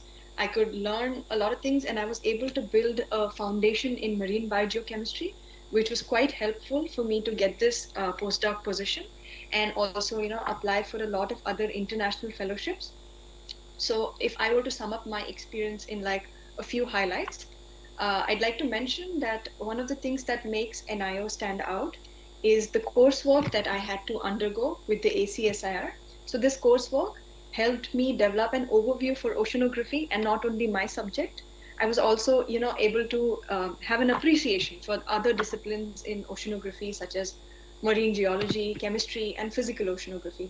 So this multidisciplinary approach of, studying the ocean was quite helpful for me, and it helped me during my PhD work and also in the research that I'm conducting right now. Another unique thing about NIO is that you would get an opportunity to interact and collaborate with a lot of researchers that are trying to, study the system, but all of them have different backgrounds. So it's like studying the same thing, but there'll be people with different experiences, different backgrounds. So for instance, I was looking at organic matter and nutrients, but I also needed to understand the physical oceanography, that is the currents and other things that influence the nutrients and the organic matter. So I was able to develop an understanding for physical oceanography by interacting with a scientist from with the physical oceanography background through their talks that are conducted in the institute, and then probably talk to them at a personal level and also read their papers. So interacting with scientists with different backgrounds, collaborating with them is a great way to enhance the quality of your research and also improve or broaden the impact that it may have. Coming to my final point, I think it's great that the institute has its own research vessels, which is a great thing because it makes studying the open ocean quite accessible and easy, which may not be available with the other institutes. And when you go on research expeditions and handle a lot of data, so that is a great advantage when you're applying for postdoc positions and even other opportunities in marine sciences. So these are some of the things that are unique and make NIO a great place to be or to do PhD. So if you're somebody who's excited by marine science and also you want to study the Indian Oceans, I think NIO is a great place to be, and because it offers you a lot of unique experiences and learnings which may not be available at other institutes currently in India. So yeah, it's one of the leading institutes if you want to do or study marine science. So I really hope that a lot of you will be a part of NIO in the future as PhD students, and you learn a lot like I did. So all the best for that. And yeah, I think that's it from my side. Thank you so much.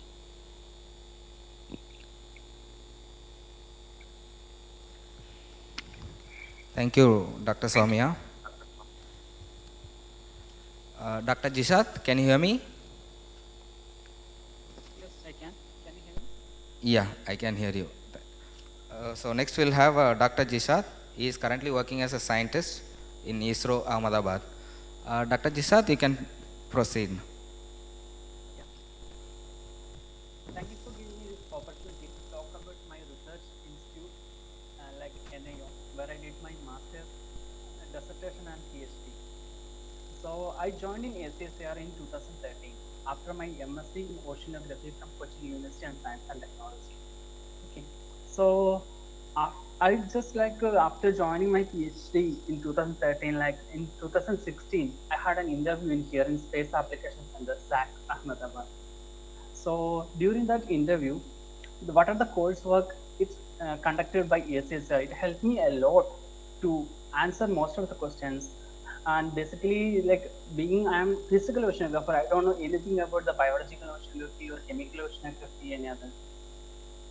During my viva, like one of the question I faced is like, how can you differentiate between the live zooplankton and the dead zooplankton, or sorry, zooplankton? Okay.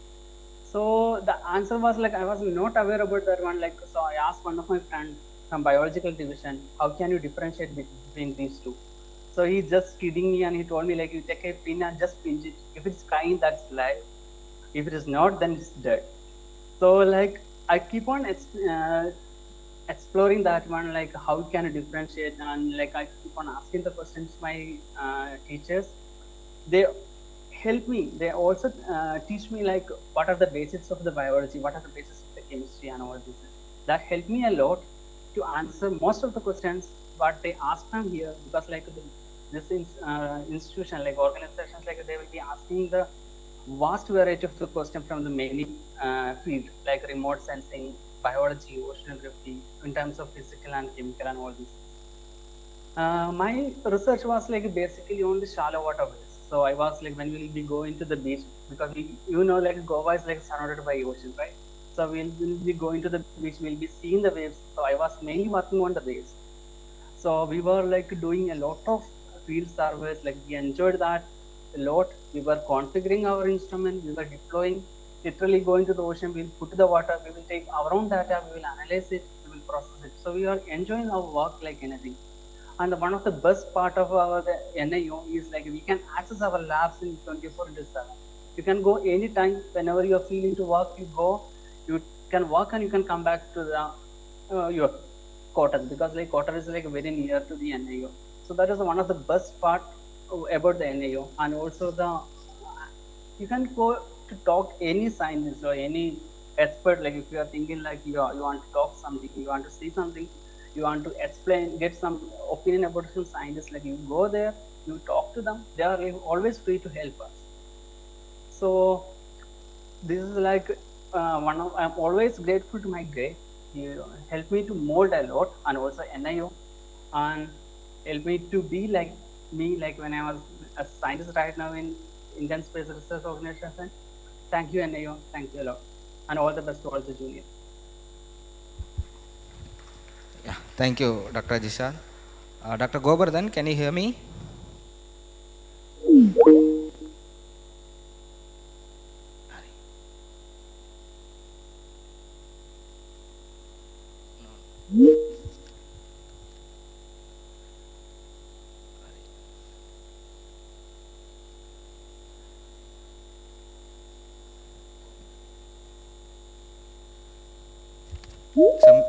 Yeah.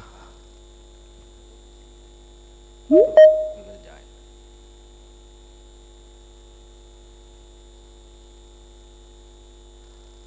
Dr. Abba, can you hear me?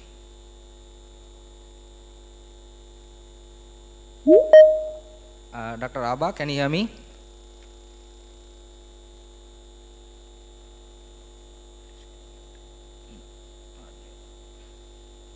I think meanwhile fixing, so we have our current PhD students. So let us hear from them. So first let me call Ms. Priyansha, who is a senior research fellow from the Chemical Oceanography Division. She will share us her journey in NIO.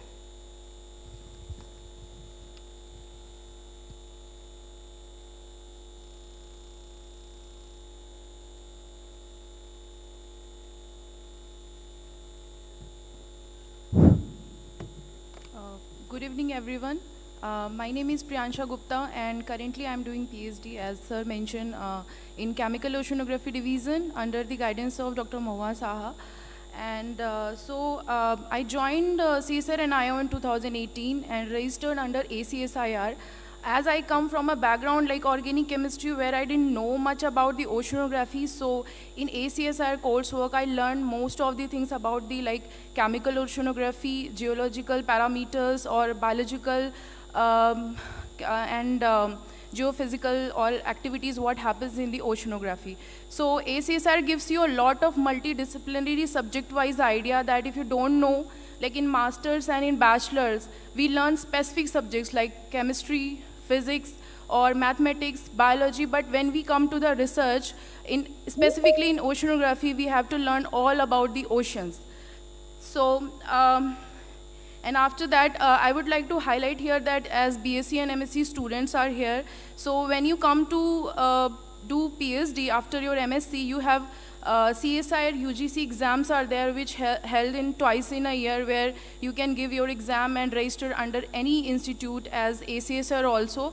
And apart from that, you have an opportunity when you are in your master's final year, you have opportunity to get a support from other funding agencies like DST Inspire, DBT, where you have to give your proposal, and when proposal is accepted, you can do your PhD. So, so my experience in NIO is like, I just a few months back, I have gone to Switzerland where I have presented my work and whatever I'm doing, my work is related to microplastic pollution. So you can, with your research interest, you can go and participate in any national and international conference. For that, you can get funding from CSIR, UGC, and DST or DBT, any of the funding agency you can apply. Meanwhile, when you are doing your research, apart from that, you can participate in many competitions like in PhD, like 3-minute PhD thesis presentation is there, in which you can apply, and whatever you are working in your field, you can explain in 3 minutes with restricted to 3 slides. For that, I have won a first prize. So there are so many things you can do related to your work. And if you have any questions, you can ask us later. So now I would like to tell Rishi, he will tell you more experience because he's doing currently PhD in ACSIR, so he can give you a more detail about the ACSIR and NIO. Thank you. Thank you, Priyansha. Dr. Gobardhan, can you hear me now? No, I think you are, no, I cannot hear you.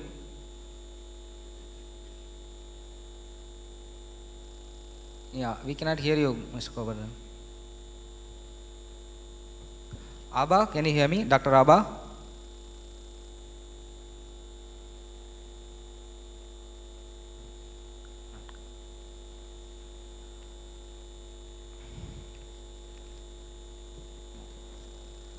Okay, so I think next we'll hear from Mr. Rishi, who is currently a PhD student from the Biological Oceanography Division.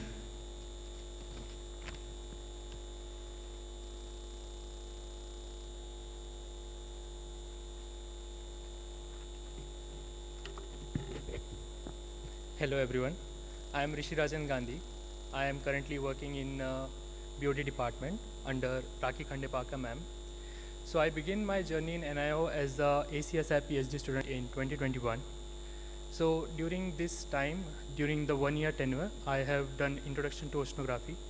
I have also understood research methodology and research publication ethics from the world's best oceanographers like Prasanna Kumar sir, Thakur sir, who is sitting here, Rajiv sir, Sameer sir, Dittesh sir.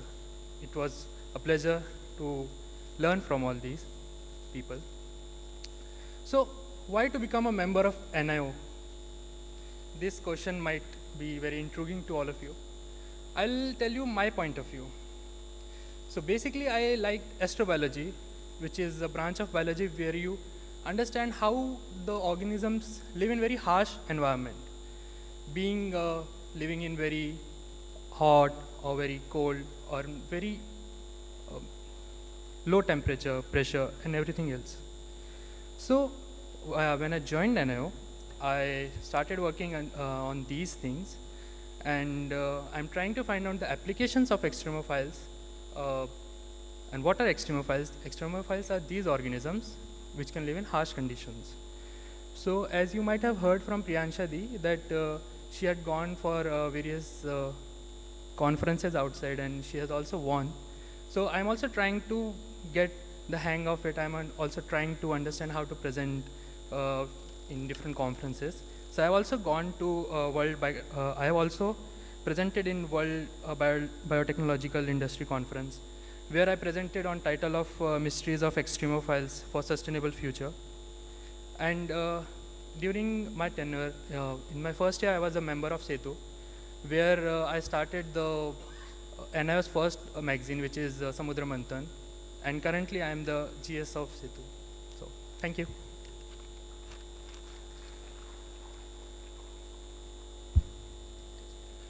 Thank you, Rishi. Dr. Gobardhan, can you hear me now?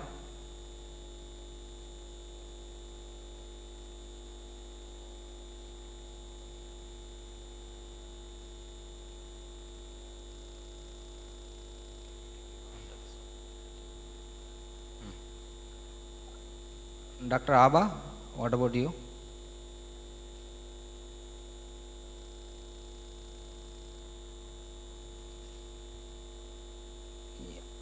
We can see you, but we cannot hear you.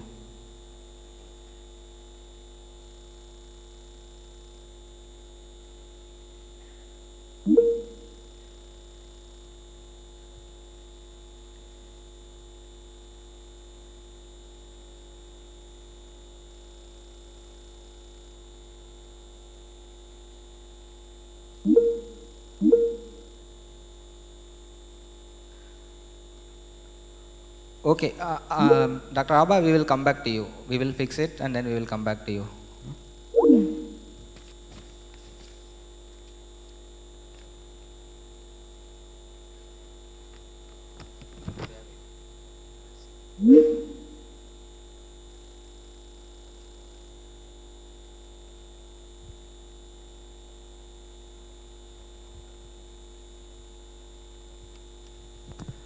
Dr. Abha, what about Dr. Abha, can you hear now?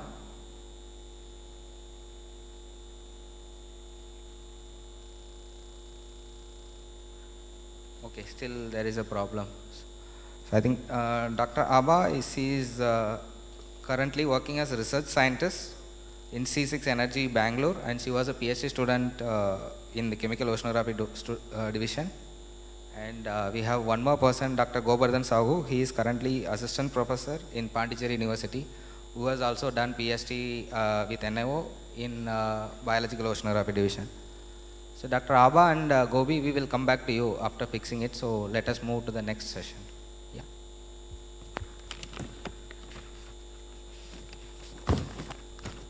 I hope that was informative and encouraging to hear experiences from our past and current students. Now, I shall welcome Shri Thava Pandian to brief about administrative formalities to join dissertation, internship and DRF ACSIR PhD programs. Welcome, sir.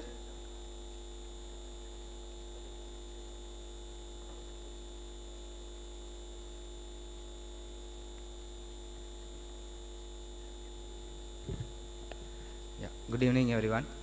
I think by this time you might have got all the information about NIO and what are all the opportunities available and all the other information. So now let us directly go to the content.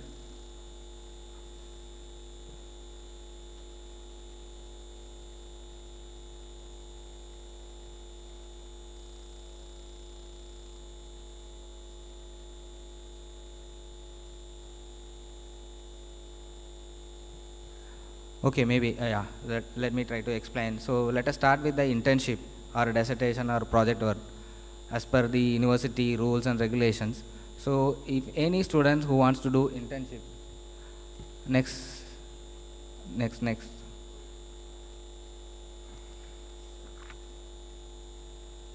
Next. Next. Yeah. So as we have already told, so we have ACSR. Through ACSR you can do PhD. So we also have recognition with other universities in India like Goa University, Bharatdasan University, and Mumbai University, Andhra University, and Cochin University of Science and Technology. These are the universities where we have recognition.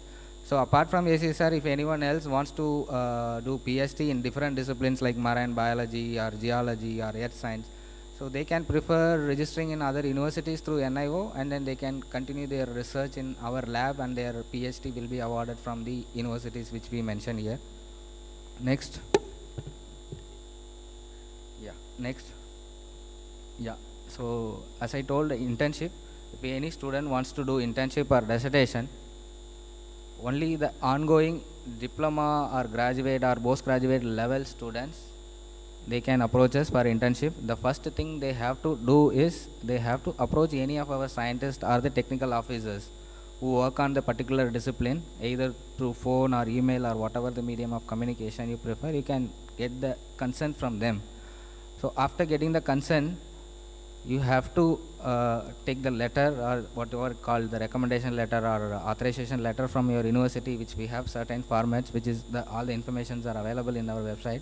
You have to take the recommendation letter from your university, and with these two things you can come to our website. There is an online application link is available in the HR page. If you go to www.nio.org, there is a HR page where you can get all the available the information available.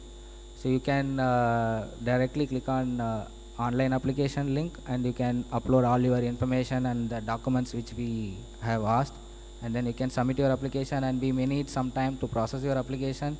So if the application is proper and if the documents uploaded are proper, you will be getting a placement letter that your internship has been accepted.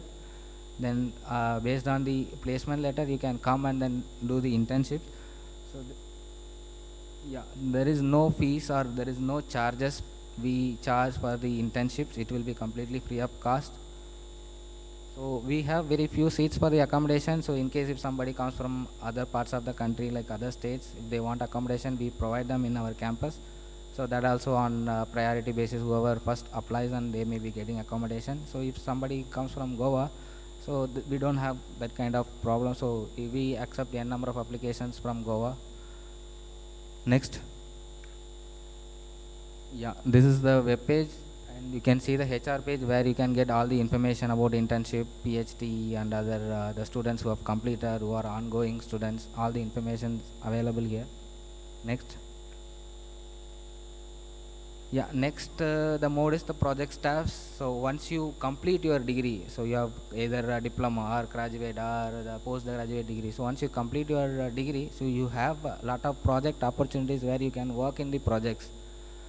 So we advertise the project positions regularly in our website, at the same website www.nio.org. You can see a separate page called vacancies. Under temporary vacancies, you can see the advertisements regularly for the project position. So for a different tenure, 6 months, 1 year, starting from 3 months, 6 months, 1 year. So based on the advertisements, you can see your eligibility, if you are really suitable, or if you have the knowledge, or you are having the essential qualification to that particular advertisement. You can follow the instruction given in the advertisement. You can apply to us, and there will be an online interview procedure. So if you are selected, you can join in the project, and then later also maybe we have certain rules and regulations. After you join in the project also, you have the opportunity to do BST with us. Yeah, so for this project positions, you will be getting the stipend. So different positions have a different stipend, starting from 20,000 to 60,000, 65,000. So it is based on the position which you are being recruited. So on selections, you can join in the project. So as I said, we also have accommodation facility for them. So the people who are coming from other parts of the country can get their accommodation and then stay with us. Next.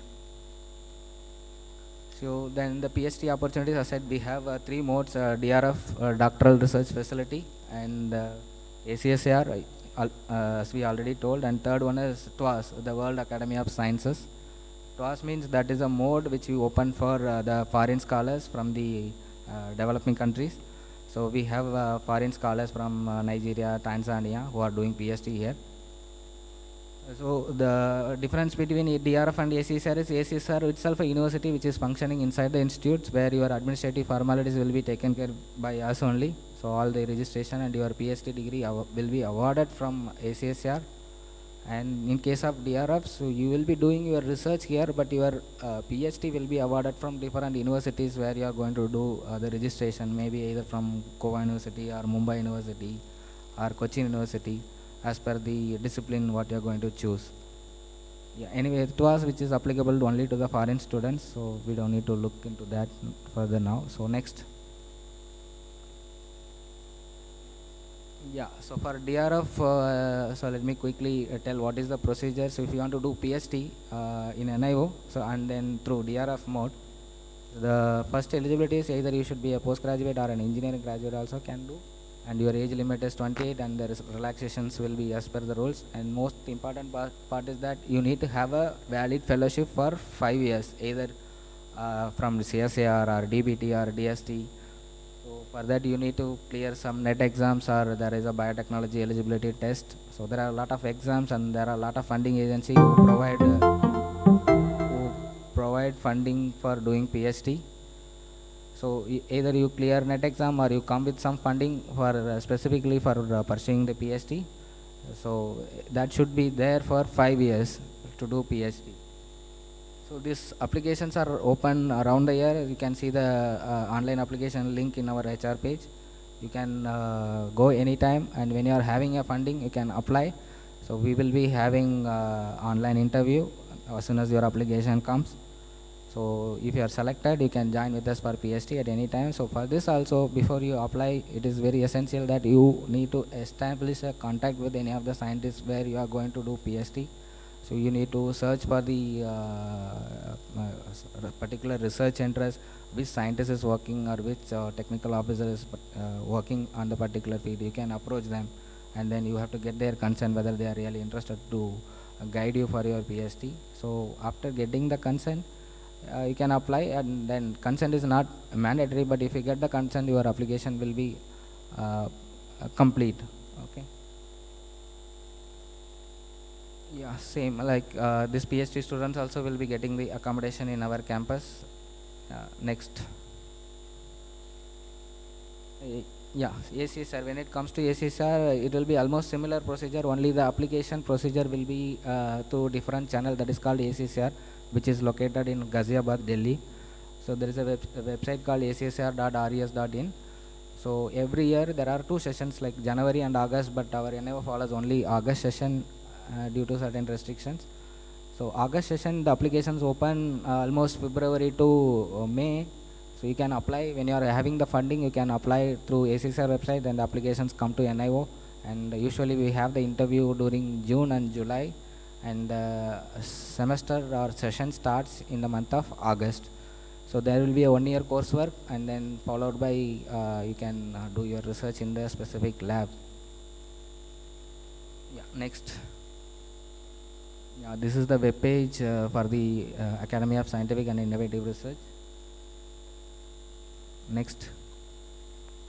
So if you are interested in other disciplines, I am not interested in oceanography, but I want to pursue my career in science. But we have our parent organization CSIR, and we have 37 laboratories all over India, as we have told in the starting. So you can see different disciplines: leather research, glass and ceramic, and electrochemical, mining and fuel research, and scientific and instruments organization, physical laboratory. So these are all the 37 different laboratories where you can find all over India. So almost the procedure will be similar in all other labs. So in case if you are interested in other disciplines also, you can always approach other concerned labs, and you can do your PhD, or you can do your internship, or you can do your project work there. Yeah. Next. Next. Yeah. Thank you. For any queries, you can contact our HRM department anytime. So we will be always there to provide information and help you. Thank you. Thank you so much. And if you have any questions, you can contact.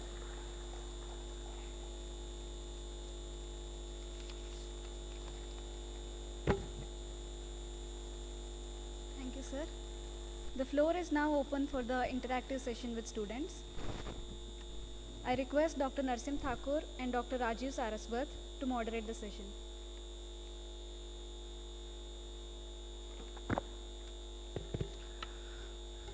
Yeah, questions, students can stand up and then ask one by one. So whatever doubts, it's not only the questions, you can have your questions.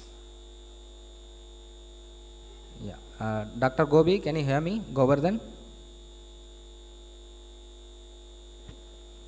No, not still.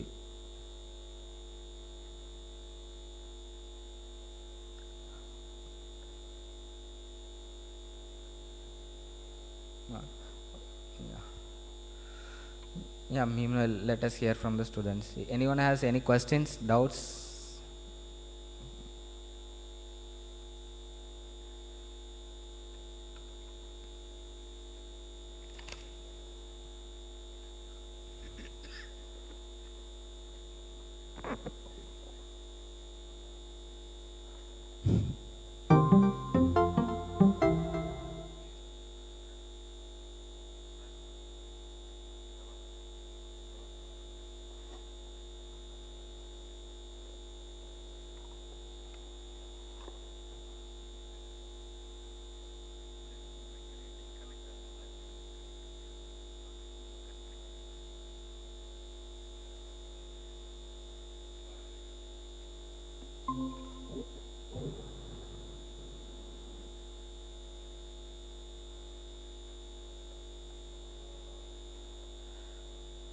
Mic.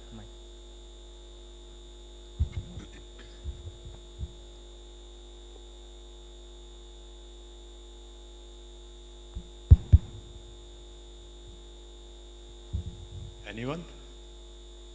No? Nothing? Looks like you are all sleeping. Huh? Have you ever been before to NIU? Yes? For how many people is first time? There are many. Good. You are interested now to join NIU? You can join us for internship. I mean, for Goan students, it's easy because you don't require accommodation. That way, it becomes easy to train a lot of people from Goa who want to do something. Unless you just want to sleep around in summertime for 2 months. You have a nice institute at your backyard, so try to make good use of this facility. You get 2 months break in summer. Can you hear me? Yeah. Yeah. Abba, can you hear me? Yeah, I can hear you. I think you can switch on your video. Yeah. Yeah, I think you can proceed now. Okay. So, hello everyone. I'm Dr. Abha Deshpande. I did my PhD in marine biology under the guidance of Dr. Narsim Thakur, who's sitting right there. So, my experience in NIO has been very positive. What I have learned is that, when you're doing PhD in science, you can't be rigid. You can't say that I'm a biologist or I'm a molecular biologist, so I'm going to stick to this one thing, or I like only cell biology or microscopy, so I'm going to stick to this one thing. Instead, you're going to learn that each factor in an environment, like abiotic factors, whether it is all the physical factors, geological factors, or chemistry, biology, all of them are going to interact with each other. And if you have a better understanding of all these interactions, then you'll be able to understand your own subject better, and you'll probably be able to get new insights, which is all science is about, which is rather what PhD is about, that you're going to create new knowledge. It may be just, a one line sentence in some some textbook in the future, but that one sentence would be sort of like your PhD. So yes, I would definitely suggest that look for interdisciplinary science. Don't restrict yourself to just chemistry or just geology or whichever your favorite subject is. Definitely focus on it, but along with it, learn all the peripheral science. Secondly, I would suggest that when you're doing PhD, um, you have to develop your soft skills. Like you have to be extremely adaptable. From my own experience, the proposal I gave at the starting of my PhD and the thesis I submitted are quite different, and I'm actually okay with it because what I started with was with good intentions, but what I achieved is also important. So you have to be adaptable, you have to be persistent. You can't, because in a PhD or in life in general, if something is going to go wrong, it is going to go wrong. Like we saw today, if in a meeting, even that if someone can't hear you, then you're not going to be able to be part of it. So you just have to persist, you have to adapt, and you have to keep working hard. You have to give your 100%. Apart from that, if you are considering PhD in NIO, I would definitely suggest that make sure you really, really love marine sciences because it's it's an amazing field, but it requires you to change your way of thinking. It's not like there is going to, even if you're studying, say, botany, there's not going to be one plant which is stationary and then you get to study it. No, the phytoplankton in the ocean are dynamic. So you're going to have to change the way of thinking. You should also make sure that you're doing something you're really passionate about, and you should get, like, I mean, for me, it was very fortunate that I had a guide like Dr. Thakur who had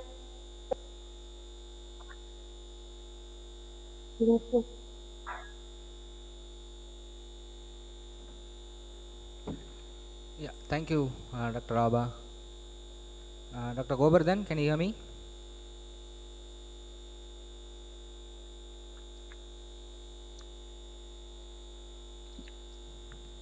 Yes, I can hear you. Can you hear me also? Yeah, we can hear you now. Yeah. Okay, thank you. Yeah, as I said earlier, Dr. Govardhan is currently working as assistant professor in Pondicherry University. Dr. Govardhan, you can proceed. Okay. Myself, Dr. Govardhan Sahu. I am working as an assistant professor in Pondicherry University in the Department of Ecology and Environmental Science. So basically, my background is marine biology. So just to tell you that during my journey from 2012 to 2018, that time I did my PhD in oceanography under the mentorship of Dr. Lidita Khandeparkar. So during this period, actually, I learned a lot of skill, and I will give all the credit to NIO, Goa. And basically, I interacted with the master brains in oceanography, and there are several scientists, those who are quite, I learned a lot of techniques from them. Particularly, I'm thankful to Dr. Dilip Kumar, Dr. Lidita, then Dr. Anil Patiari, Dr. Anindam Majumdar. So actually, I have learned a lot of things from them, including Dr. Nakvi, Dr. Narsim Thakur, even if Rajiv Saraswat. There are many more. I don't remember actually each and every one. I'm not saying, but I learned a lot of things from the master brains of oceanography, particularly during my stay in NIO. And particularly during 2012 to 2018, I did my PhD on chemical signaling of barnacle larvae. And because of that PhD thesis, I got Best PhD Thesis Award from CSIR-NIO. And I'm also thankful to Dr. Lidita for that because we achieved so much because I have gained a lot of things. And just to tell you that, sometimes what happens during research is extremely difficult and you need a lot of patience. Particularly whenever I was feeling that my paper or manuscript is ready to be published, so that time, my supervisor was giving, a lot of comments, and that actually helped me to improve.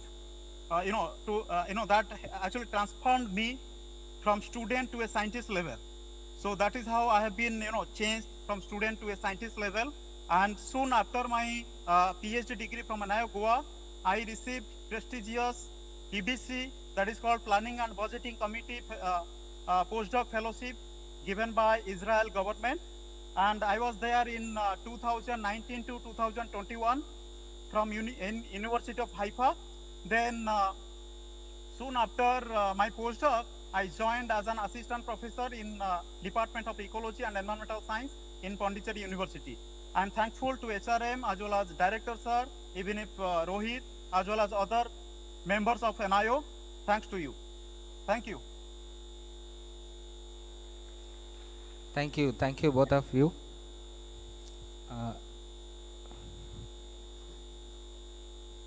So interaction, anybody has any questions? No, they don't have. Okay, we quickly want to also tell you that we have lots of instruments in case at times you are doing dissertation somewhere and you want to do some analysis at our institute. That facility is available. We have Dr. Sameer Damre, who was earlier taking care of this. He'll briefly tell you how to go about if you want to do any analysis through our institute. Sameer. Good afternoon, everybody. I am Dr. Sameer, working in biological oceanography. So I regularly get calls from colleges and teachers also about accessing the instruments. So if you type in Google Analytic CSIR, analyticsir.res.in, you will find not only NIO but all the 37 CSIR labs, and there are around 2,500 instruments listed there. And for the colleges and universities, there are nominal charges which are there because we cannot have free. It takes money to run the machines, but the charges are very, very nominal.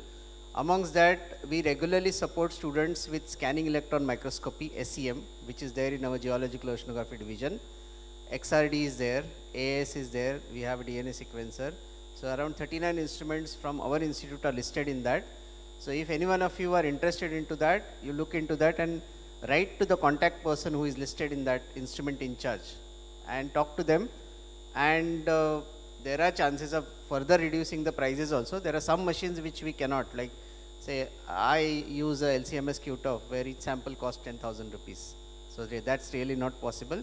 But in SEM and XRD, these are commonly used machines wherein we can think of supporting students, especially the graduate and postgraduate students, for their dissertation project work. Like in case if you don't join NIO and you want to do in your colleges also, but then it's not possible that all the colleges can have and run this kind of machines. So have a look at that, and if there is any doubt, you can write to the person, you can write to HRDG, you can write to Rajiv anytime, Thakur, me, or all the people who presented today. You can write to any one of them. Phone call is not very possible to reply, so email is the best communication. So if you have any doubts, write to them. All the best. Thank you, Sameer. That's it from our side. If you have any doubts, queries, anytime you can write. As Thava said, there are certain emails that he already flashed, hrdg@nio.org or pandian@nio.org. You can write a mail to me also, rsaraswat@nio.org, anybody. We will try to sort out if you have any doubts, any queries, if we can help you out in any way. Thank you so much for coming all the way from different parts of Goa and joining us. This was possible basically because you all came.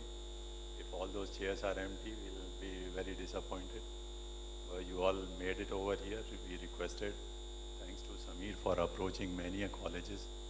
He has many students now who have joined different colleges in Goa. So because of that, many students, they forced to come over here. Thanks to all my HR staff, Rohit, Ryan, Thava. They have made a lot of efforts in organizing it. Thanks to students and also our past alumni who joined us. They talked good about us. I was a bit scared. If they say something bad about us, you will also feel like what the hell it is. I don't want to join NIU. They all talked really good. I'm really very happy. Thanks to all the support staff. Thakur, he's our ACSR coordinator. It was his idea to have something for the students, and we just chipped in a little bit. He took care of the major part of it. Thanks a lot. Thanks Datesh for bringing in all the faculty from the institute who talked about here. Thanks to all those who presented about different disciplines. You were a bit heavy, I know. there were lots of graphs and lots of data which you might have found it a bit difficult, but it's okay. There were others which I'm sure you might have really liked it. And also Judith, I don't know, she's not around, and the other student who is comparing this session. Thank you so much. Thanks a lot. Have a tea, and I hope there are some snacks also. Take some good memories about NIU. Do come back to us either as a project trainee, summer intern, dissertation, or PhD student. Thank you. Thanks a lot. Yeah, please join us for the tea and refreshments outside.